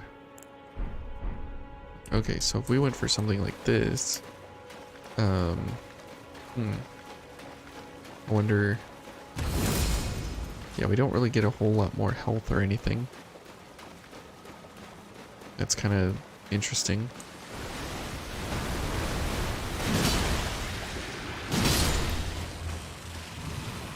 It's not really even that much more damage either. Interesting. Yeah, 2 men fighting with their fists. And speaking of the Black Blade, what do you think of Malakath's boss fight? I think that's another one that's kind of gimmicky, as sad as it is. I think he's a really, really, really awesome boss. I think the boss itself, I think the design of him, the blade itself, the look of everything, they did a fantastic job making him look like some kind of world-ending boss something or other, you know? Like, I'm really, really happy with how they did that, and how they went about designing him. Let's try the Sacred Relic Sword and see how it does overall as an actual weapon. But what I was very, very, very sad about was just the kind of bizarre nature of the attacks, and I don't know, it feels very like he just absolutely destroys everything in one hit, and there's really, I mean, I guess that's where the parry thing comes in. Where is it? This thing, the Blasphemous Claw? I guess that's where this comes in, that I don't know about because I didn't use it. I can't use it. I'm not very good at parrying. But I think that that definitely is something that's very, very interesting and amazing, is that there is that option to do a parry of sorts. And I think though, like the fight actually is like pretty difficult or pretty easy. Like there's no in between. Scaling makes it a smidgen at this point. Yeah, yeah, that's for sure. You like the thematics a lot, especially as someone who did Garank's questline and getting unique dialogue of him recognizing me. Yeah, I really enjoyed Garank. I think he was really, really cool. But I don't really enjoy the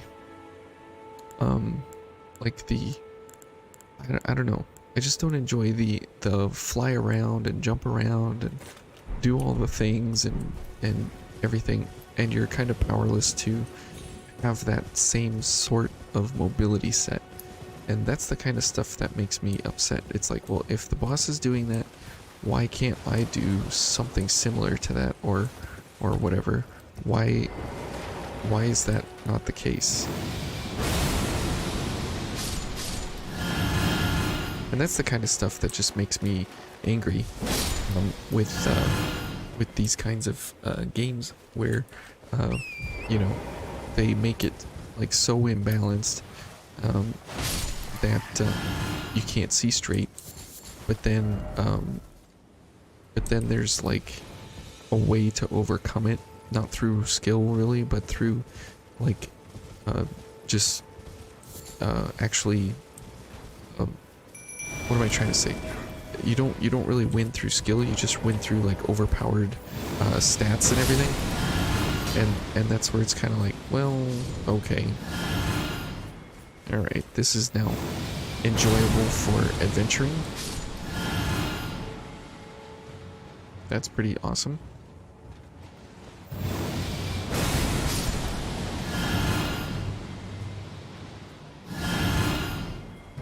How cool is that? That is a very enjoyable way to go about engaging big groups of enemies.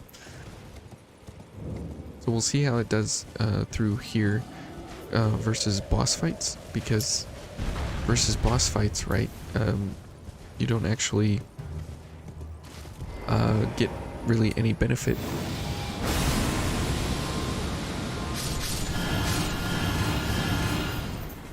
How did you survive?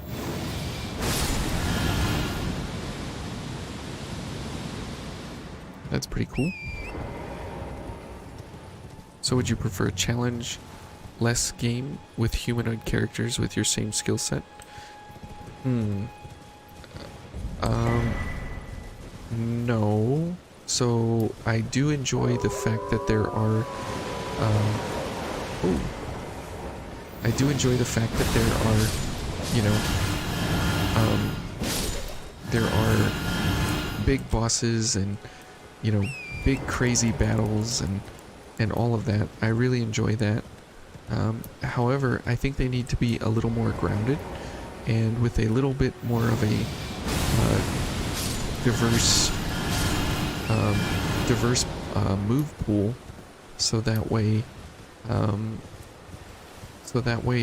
it's more of a fight about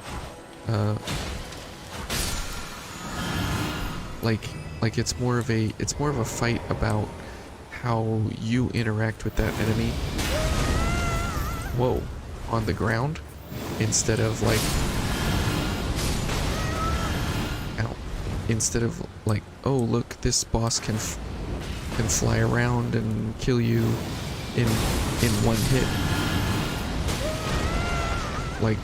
Like that's not very fun.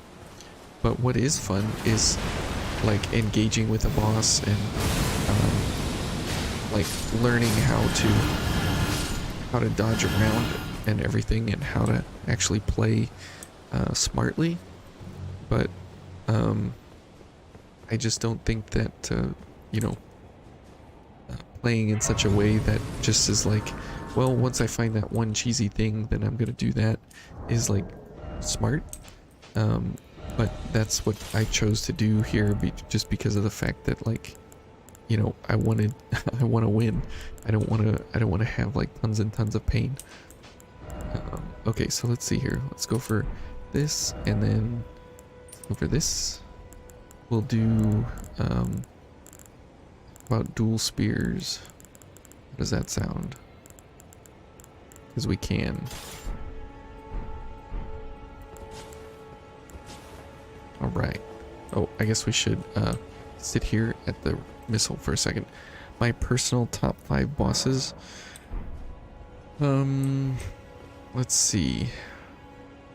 I'm gonna have to sit down for that one. My personal top 5 bosses. The dragons. All dragons. Doesn't matter what it is. If it's a dragon, that's the boss fight that I enjoy. Those are oh, there's somebody here. Oh. I didn't know you could summon this guy here. It was I really enjoy the dragons. A lot. I think the dragons were some of the coolest designs. They're huge, epic fights. Like, this kind of fight here is just kind of like, he just does whatever he wants, and he, like why is he up in the air? Like, can I jump that high in the air? No. Can I do something similar? No. Am I able to, you know, like, what is that? I mean, like, what is that move set? I mean, so that's the kind of stuff that's like, it would be really nice if he would just stay on the ground.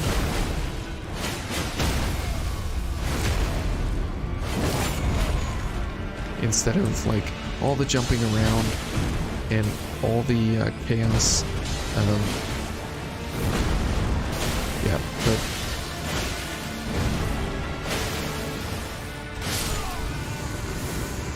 like this fight, I don't know. It just seems not that fun. But I do like the money that I get out of it. Speaking of dragons, you particularly love 2 of them, Fortisax and Citisax. Oh, really? Yeah, Fortisax looks awesome. That's like one of the coolest looking dragons. Okay. Blah, blah, blah. That is one of the coolest looking dragons. He's half frog. Oh, okay. And Placidusax is an absolute, like, that boss fight was like insanely intense. Like, I did not have more fun in the game than that boss fight. That was one of the coolest, most amazing, most aggressive, most heart-pumping boss fights that there existed for me in the game. It was absolutely incredible. I would give that boss fight a 10 out of 10. Like, you're able to attack, you're able to find him, you're able to dodge things. He does have some cheesy things, like with his AoEs all over the place and stuff, but you can still do enough damage. You can still do some amazing things, and but still the boss fight is pretty fair and balanced because he's so big, and that, you know, it's like you have to kind of dodge out of the way and get close to him, but then be far away and everything. I think it's just a really well done boss fight overall. And then this kind of crap.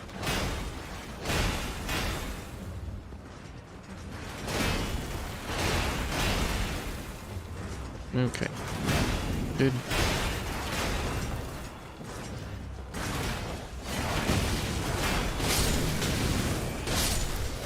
Oh, we don't have our health regen on here.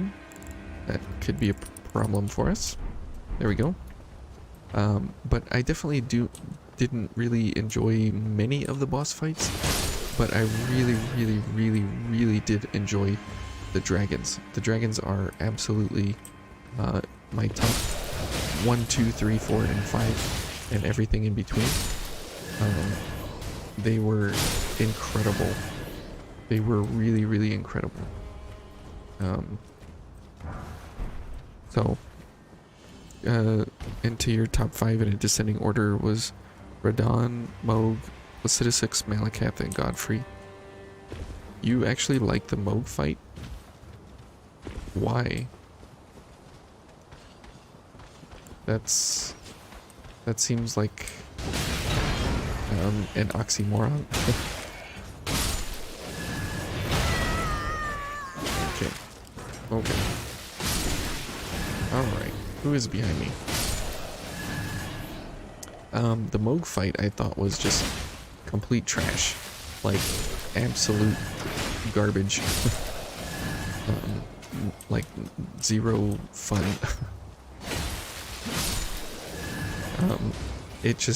It felt so bad to play that boss fight.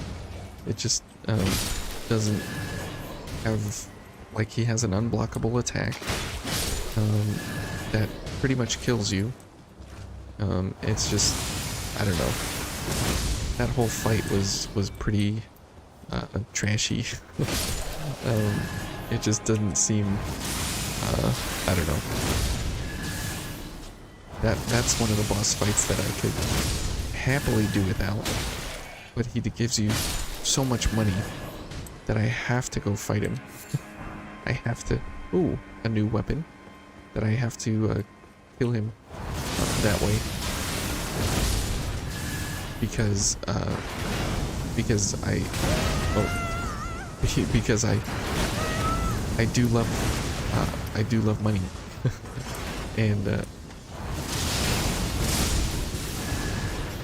and that's one way to get extra money. Oh, come on. That's one way to get a lot of extra money. You know, is just going for the boss fights and stuff.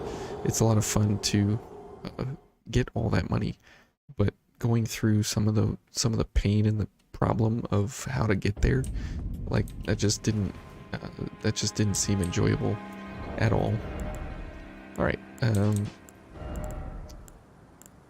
Axe of Godfrey. Yeah, we don't have a lot of things that we need to have. Let's go for the light spears. These are pretty cool weapons that I've found.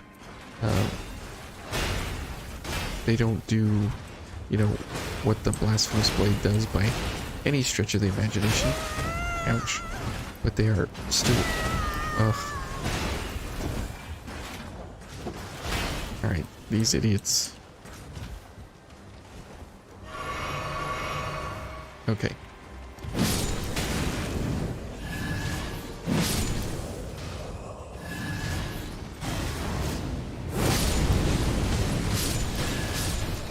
That move is excellent.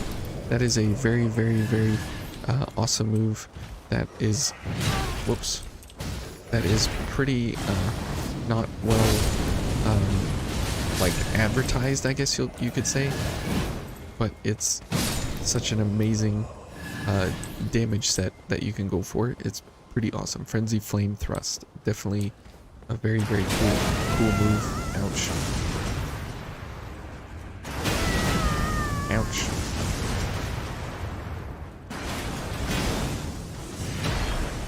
Alright, let's just go up here as fast as we can. Promog, you used your experience with Margit. Oh, did that help? I thought Moog was just unbelievably horrible. Alright, we just got chewed up there quite a bit.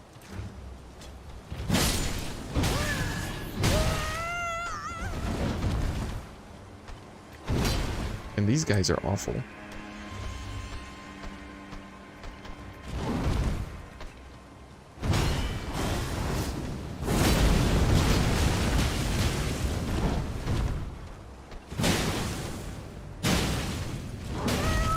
Ouch. We're gonna die. Okay. We're not gonna die. Whew, that was close. Oh, that's right. We don't have any health here. Ouch. Who's hitting me? You still like Moog? Yeah, I mean, I don't blame you for liking anything in the game, you know, the way you want to like it. Absolutely no heartache from me about that at all. It's just, for me, it just, man, it's something of pain and suffering, you know, that's just constantly that way. I don't know. While Counterblade, you think the Nihil is horrible, an attack that can only be avoided with an easily missable item from a close to random NPC is trash. That's kind of what it is. And from other games, the Skull King. The Skull King's a pretty interesting fight because he has a very, very telegraphed set of moves that yet you can readily and easily understand pretty quickly. And you can kind of understand like how the timings are pretty quickly. Like it's quick. It's quick understanding of what the moveset is and what you need to do, and but yet it's very hard to master, and those are the kinds of boss fights that I enjoy. They're simple to understand, you can understand them quickly and easily, and there's no like, oh look, I'm at the last 5% of my health, so I have this unblockable arena-wide one-shot killing, you know, undodgeable attack that, look, now I win because my health was low. And it's like, no, you should be able to fight a boss. You should be able to understand it quickly so you can figure out what to do, and then it should be just a matter of understanding what to do to win. And those are the boss fights that are the most fun, are those kind. What do I think of Millennia? She was okay. Nothing really interesting about it. I thought it was an okay fight. I still think the scythes are like really, really good weapons. One of the best I've come across to actually work with the enemy and understand, you know, how to attack with this setup. Makes for a really great damage set, while at the same time having, you know, all the bleed you could possibly want, pretty much, based on very little skill. I think these weapons are some of the ideal weapons in the game, because you have range, you have up close damage, you have bleed. Like, there's so many things going for these guys. Like, watch, look at that, crazy. And this attack right there, the jumping attack, is very, very awesome looking, so even better. But Millennia was, I don't know, she was an okay fight. Not really a great fight. It was just kind of like, yeah, she's there, and she does things, and you win. Like, I don't know, it just didn't seem like it had this like unbelievably heart-pounding, crazy fight that you're just like, oh, you're sweating over, you're you know, trying to do everything all at once and whatever. Like, it didn't have that mega boss fight ending feeling to it. It just felt kind of like, yeah, there's this boss and go fight it. I don't know. It was interesting. It definitely was interesting, but whatever.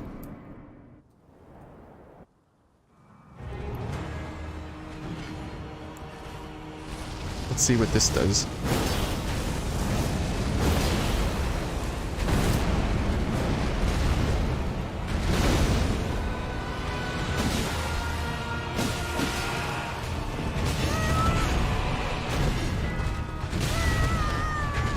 I forget how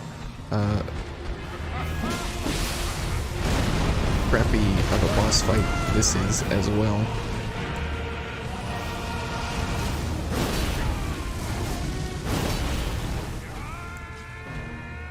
Okay, let's see what these do. Not very much damage. Okay, let's go for this.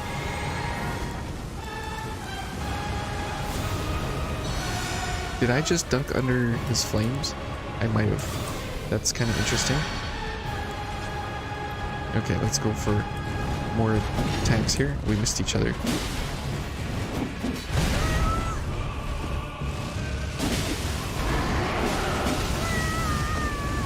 Okay.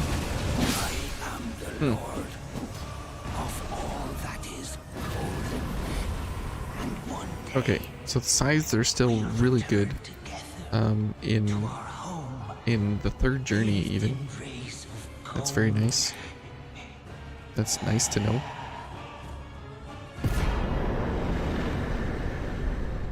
How much money do we get? 100,000. Okay, well, still not, we're still not getting like millions and millions, which at some point we're gonna have to somehow get millions and millions. He's just an early game easy boss. She's the second. Oh, we didn't find Millennia yet, or Melina. She's not here, I guess. Okay. I guess we have to go over here. She's the second most difficult Souls-like boss you ever faced, as well as your top 10 favorite boss in Elden Ring. She's the second most difficult ever? Really? Really? Second most difficult ever? Huh.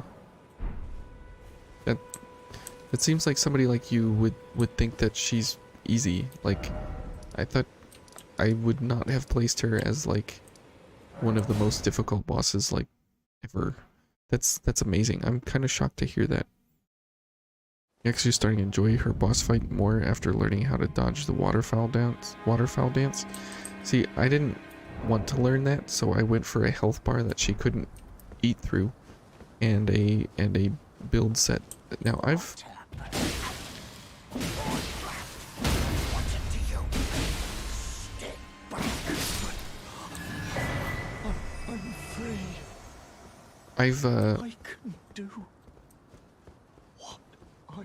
I've never killed that guy. Since we're on our third journey here, we might as well. I mean, why not, right? But yeah, I didn't think her boss fight was particularly hard. I thought it was just more of like, I think it's more of what I enjoy actually in a boss fight. Like, she's sometimes grounded, and when she is grounded, it makes for a very, very nice, enjoyable fight. Also, it's a lot of fun to knock her down with the Bolt of Grain Sacks, because she can't stand up most of the time. And so, like, there's a lot of ways that you can just make her boss fight, like, super simple and kind of hilarious, actually, as she, like, flops around. Godric's your number 8. Oh, man, you have this game, like, completely thought out about, like, everything. NPC genocide run?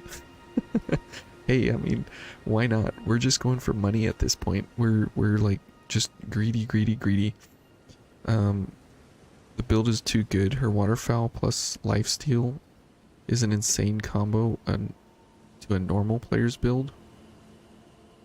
Oh, really? I think you have a very different design philosophy of what boss design should be than most of the players. Yes. Which is why I'm an engineer, not in game design. Okay, so if we're gonna kill NPCs, where do we start? I guess we missed a couple already, right? What does that do though? If we, what does that do though? Do we get a different ending if we kill everybody? Like, I don't even know where we would even start. waterfowl in particular can easily one-shot players at 60 vigor. Oh. Okay. Well, here's a guy.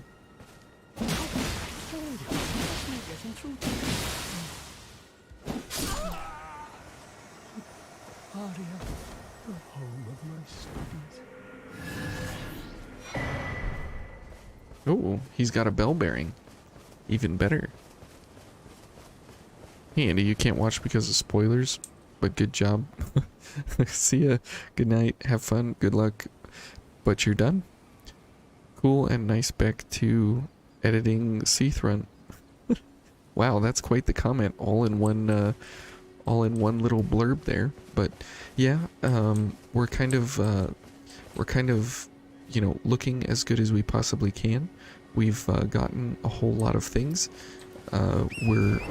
We're slaughtering and slaying whatever we can, and we're able to constantly do whatever we need to here. So, where is Melina? I guess because we burned her last time, she doesn't want to come back. Did we miss something? I feel like we missed something. Oh yeah, the white mask dude is here. True, Andy. We spoiling in chat. Have good sleeps. Yeah. Here's a dude.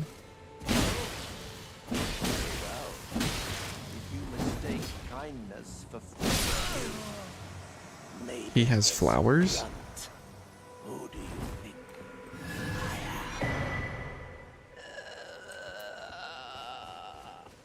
think? He had... Huh.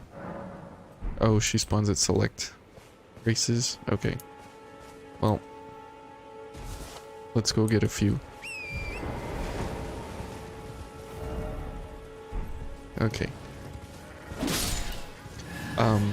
But yeah, oh wait, it's the waterfowl dance is the second most difficult attack you've ever dealt with in Elden Ring. Yeah, which is why I just said, like, look, I can't dodge it. I don't have the ability to actually learn it or whatever. And so I'm just not going to, so I'm going to tank it and just remove her most devastating attack from her move pool. So when she gets ready to do it, I'm like, okay, well, go ahead, hit me, do whatever you're gonna do, because then I'll get some attacks in and I'll be able to win. So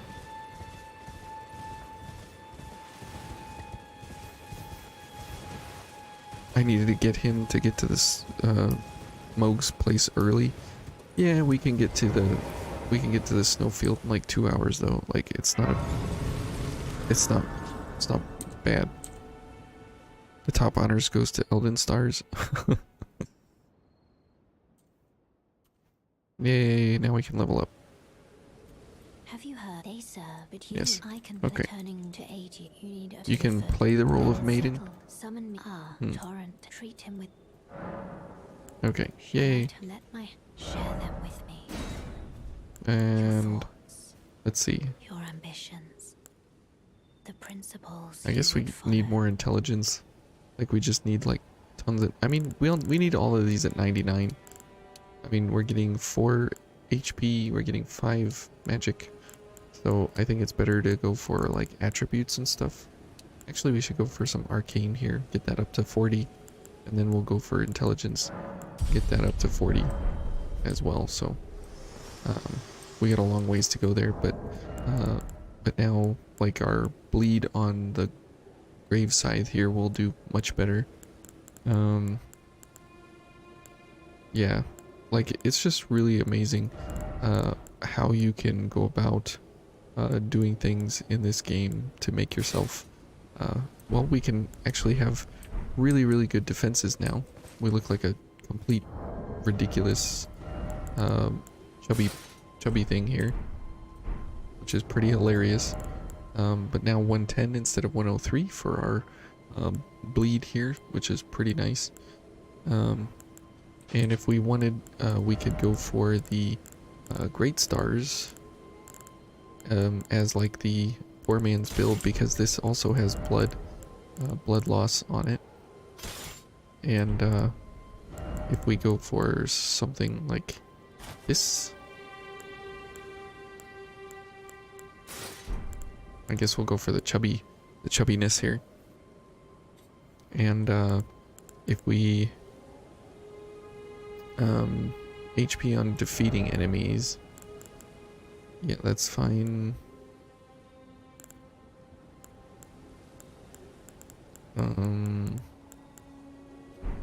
Yeah. So if we do something like this, this is also a great way to go about engaging with different enemies and such.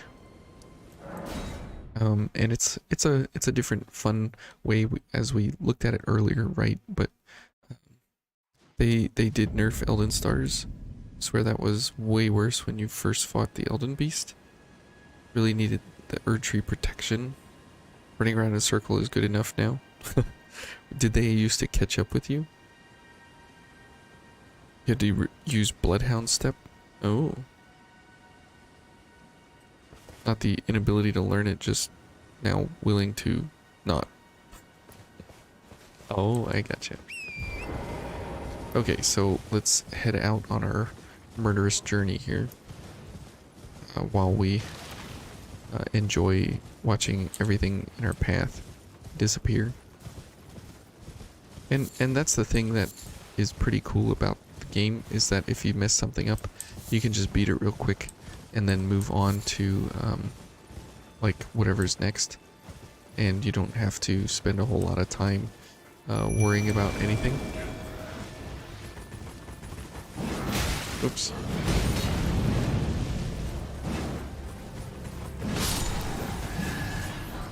How nice is that?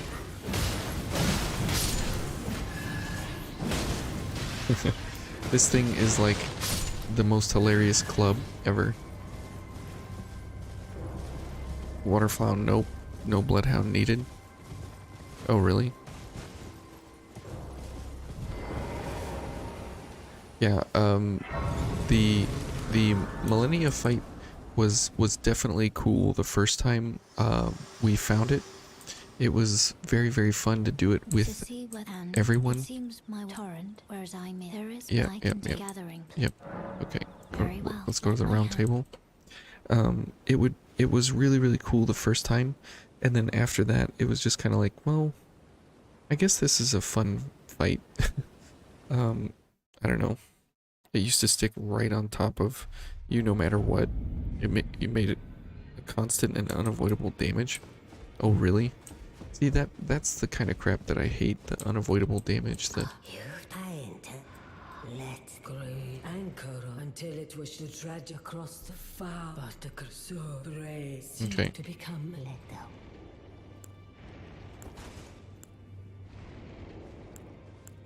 go. Well, we can't attack any of this.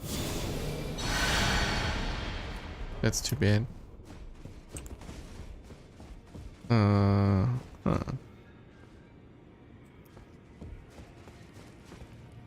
Hey, she has a crimson hood as well.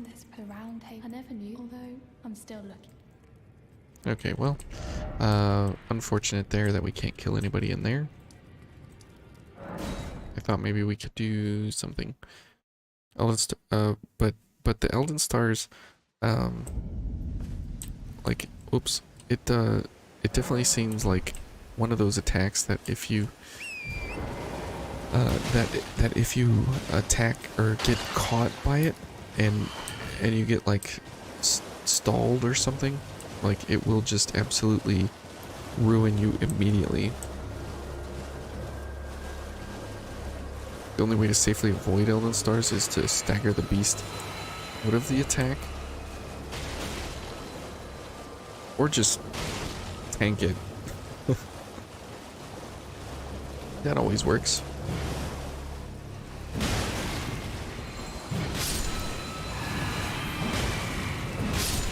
This is fun, beating up on the local, whatever they are. Let's see. I wish you could open the map anytime.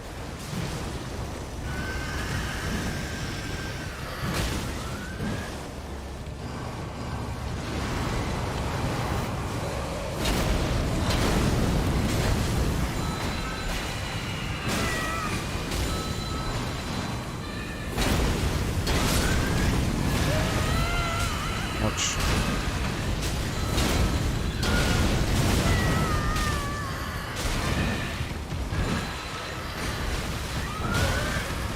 Oh boy. Look at that frenzy attack.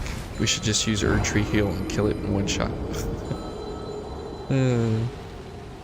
You actually sure it was nerfed though? You haven't seen anything regarding it? Oh. Well, I think all you have to do is just kind of look at what it was before and what it is now. And I'm sure there's stuff recorded from like the very beginning of the game. But I guess back to my point about the bosses and stuff, I wish like the gargoyles, like they're always like flying around all over the place. Like they just fly and fly and fly around. They don't like sit on the ground very much and everything.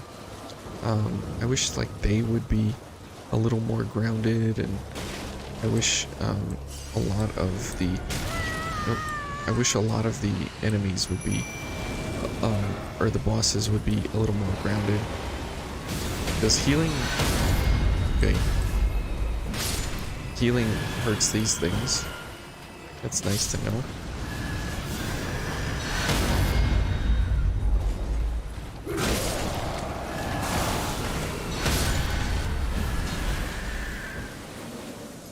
That's so much nicer when they die immediately. Okay. One of the most annoying enemies in the game. Yeah, this guy is oh, there's another one. Oh, it's just this one.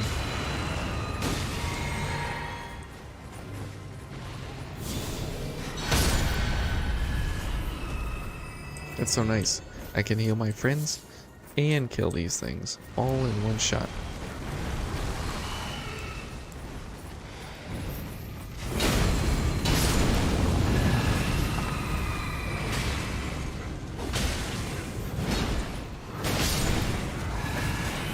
I guess we should try for like some kind of like super hyper bleed build that doesn't use Rivers of Blood. That would probably be fun to use something like that, where you can like literally bleed over and over and over. Because I think you only need like 3 bleeds before an enemy will die, if I remember right. But getting there, you know, does take some understanding and some pretty high arcane and all of that. I can't open the map. There we go. Okay, so we gotta go over here, right? Okay.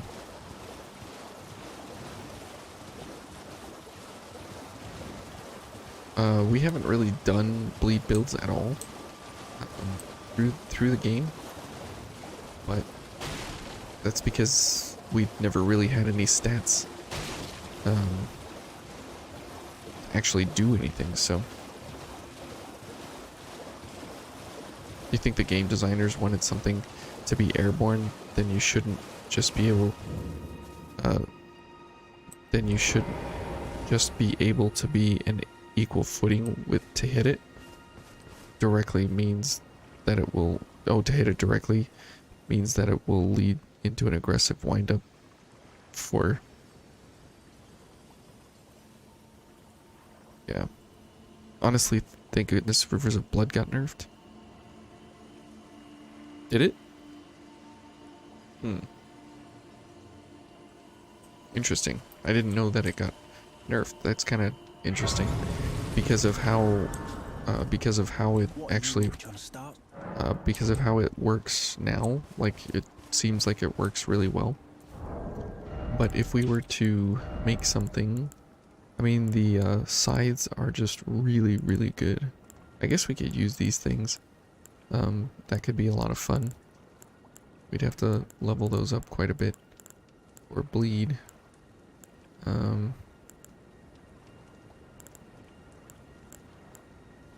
Let's see.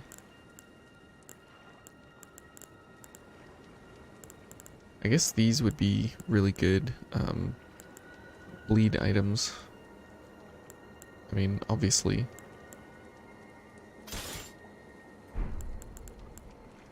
We could be like trident in one hand and a seal in the other hand.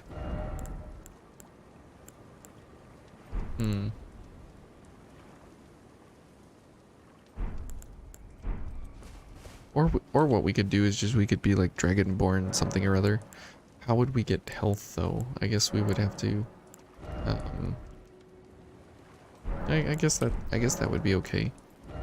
So we would get rid of all these. This one's good to keep.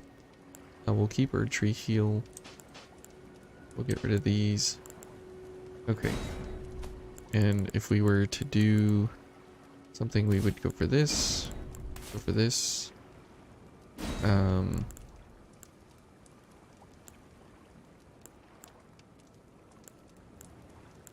Let's see. Maybe the claws? And then maybe this. Okay. We could do double seals and see how this works out. This might be interesting. Lord of Blood Exaltation White Mask. Oh, okay. Is that what we need to do? Let's see how this, well, let's see. We would be fighting the dragon. Oh, geez. Lobsters.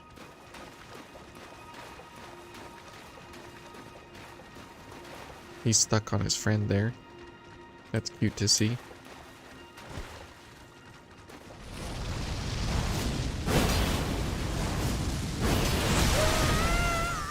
Wow.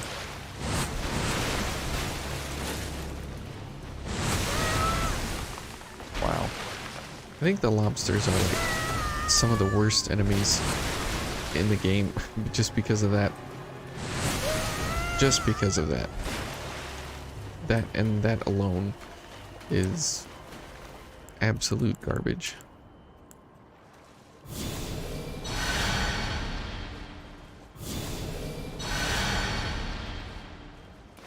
Both of those have the same attack boost when bleed is procced.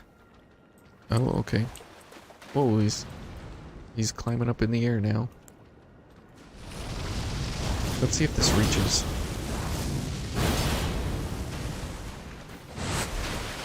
Wow, it actually reached over there. That's amazing.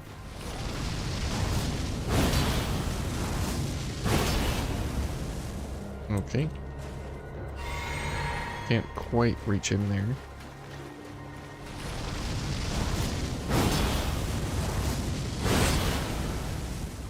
Come on.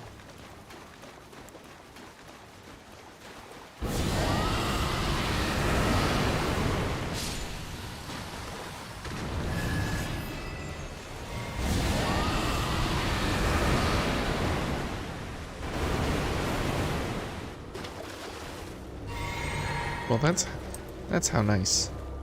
He's just gonna sit there.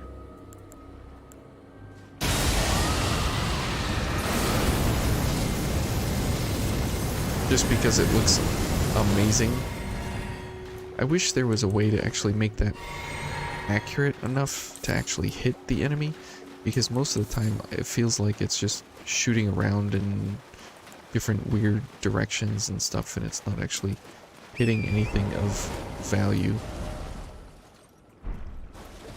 It always feels that way. The snipers, oh man, they're just horrible. The irony of disliking bosses that stay mid-air and don't give you a chance to retaliate, but loves dragon fights, creatures that are known for flying.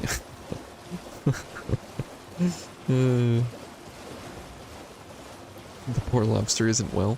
Well, see, the dragons, but they look cool. Like, they sound cool, they look cool, they fly, they're deadly, they're like a really big like boss fight, you know, that's like, oh man, your blood gets pumping, instead of just like, well, here's this thing that's very large, no wings, and has the ability to jump, you know, it's basically Superman, jump over buildings in a single bound. And it's like, what is that creature and why is it so nimble and why is it so able to run around and do everything when it's like the size of a house? It's like none of it actually makes like good sense, and none of it actually, like, I don't know, it just doesn't feel right. Like when that dude at the end is like hopping and jumping around, it's like, look how big he is, how can he jump that high, and how can he be in the air that long and everything. It's just, a lot of it doesn't make sense. Malakath is your number 2. Yeah, he's a pretty cool boss fight. They're all giant frogs. I know, and they shouldn't be. That's complete garbage. Like, why?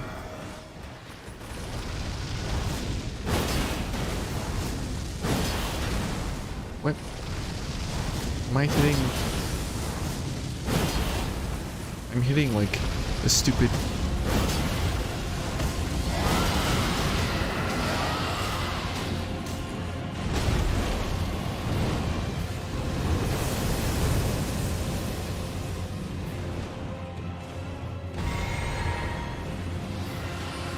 Why is he all the way over there?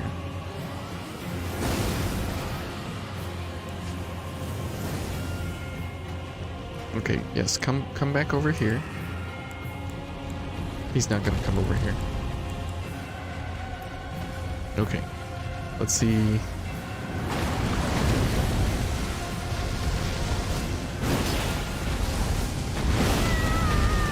Ouch.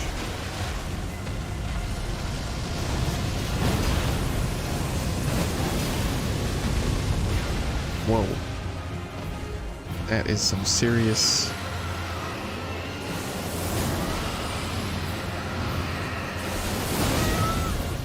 And of course I dodged at the wrong time.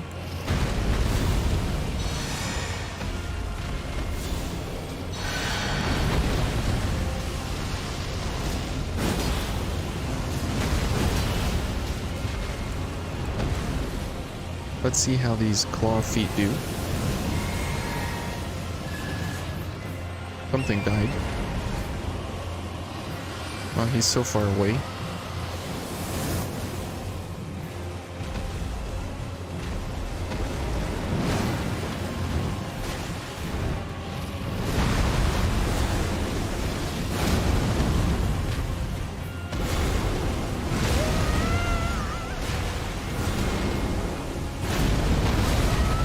Okay, I can't hit him.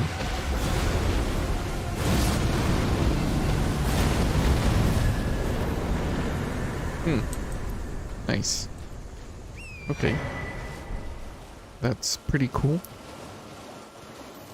Like you said, the tree... What tree? So your problem is the suspension of disbelief? No. No, I enjoy fantasy as much as the next guy and everything, but when, like, I don't know, when the boss fight doesn't make sense, that's what, I guess that's what I take issue with, is just confusing boss fights, you know, that, like, they just don't make sense. That's what's frustrating to me. An imposing spectacle. Being ruined because of it. I think spectacle is amazing when like the dragons, they actually are big, but they have wings so they can fly, and it actually makes sense even though like dragons don't exist. So like I enjoy that.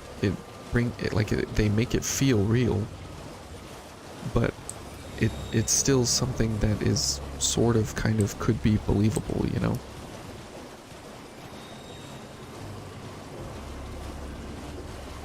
How did I manage to do a punch input? I think I right clicked. Here, let me see. Yeah, right click.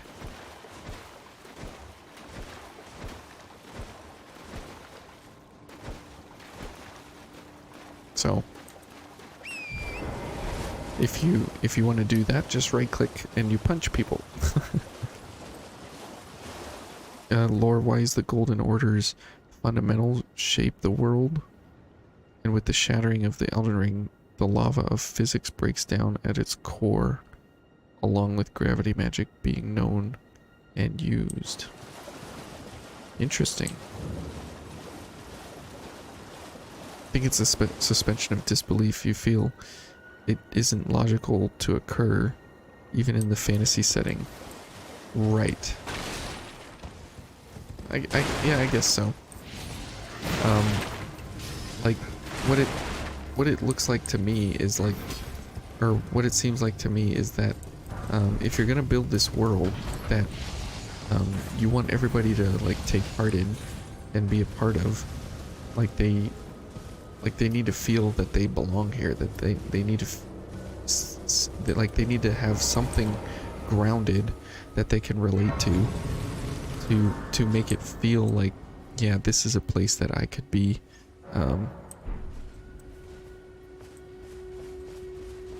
I don't know. It just like, I don't know.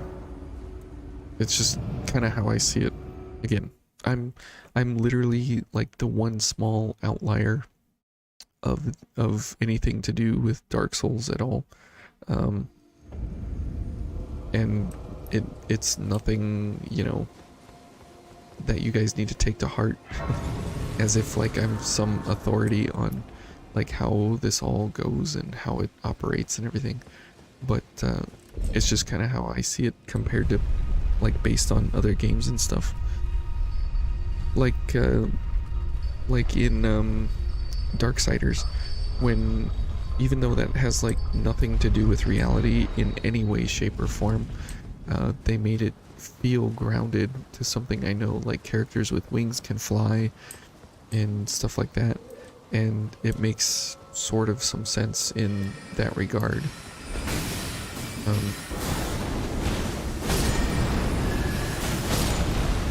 Ooh, that's kind of fun. Kind of interesting too that you can do 2 of those to actually get kills and get health back and stuff along the way. That's kind of neat. You would expect both to be your selected magic. Well, the right click is like what would normally be like a heavy attack.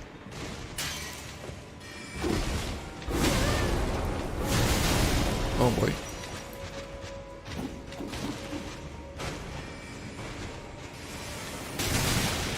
Okay. Well, dragon power is pretty sad here.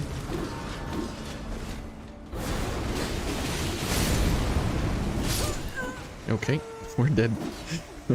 Dragon power definitely needs some help here on startup time for the different frames.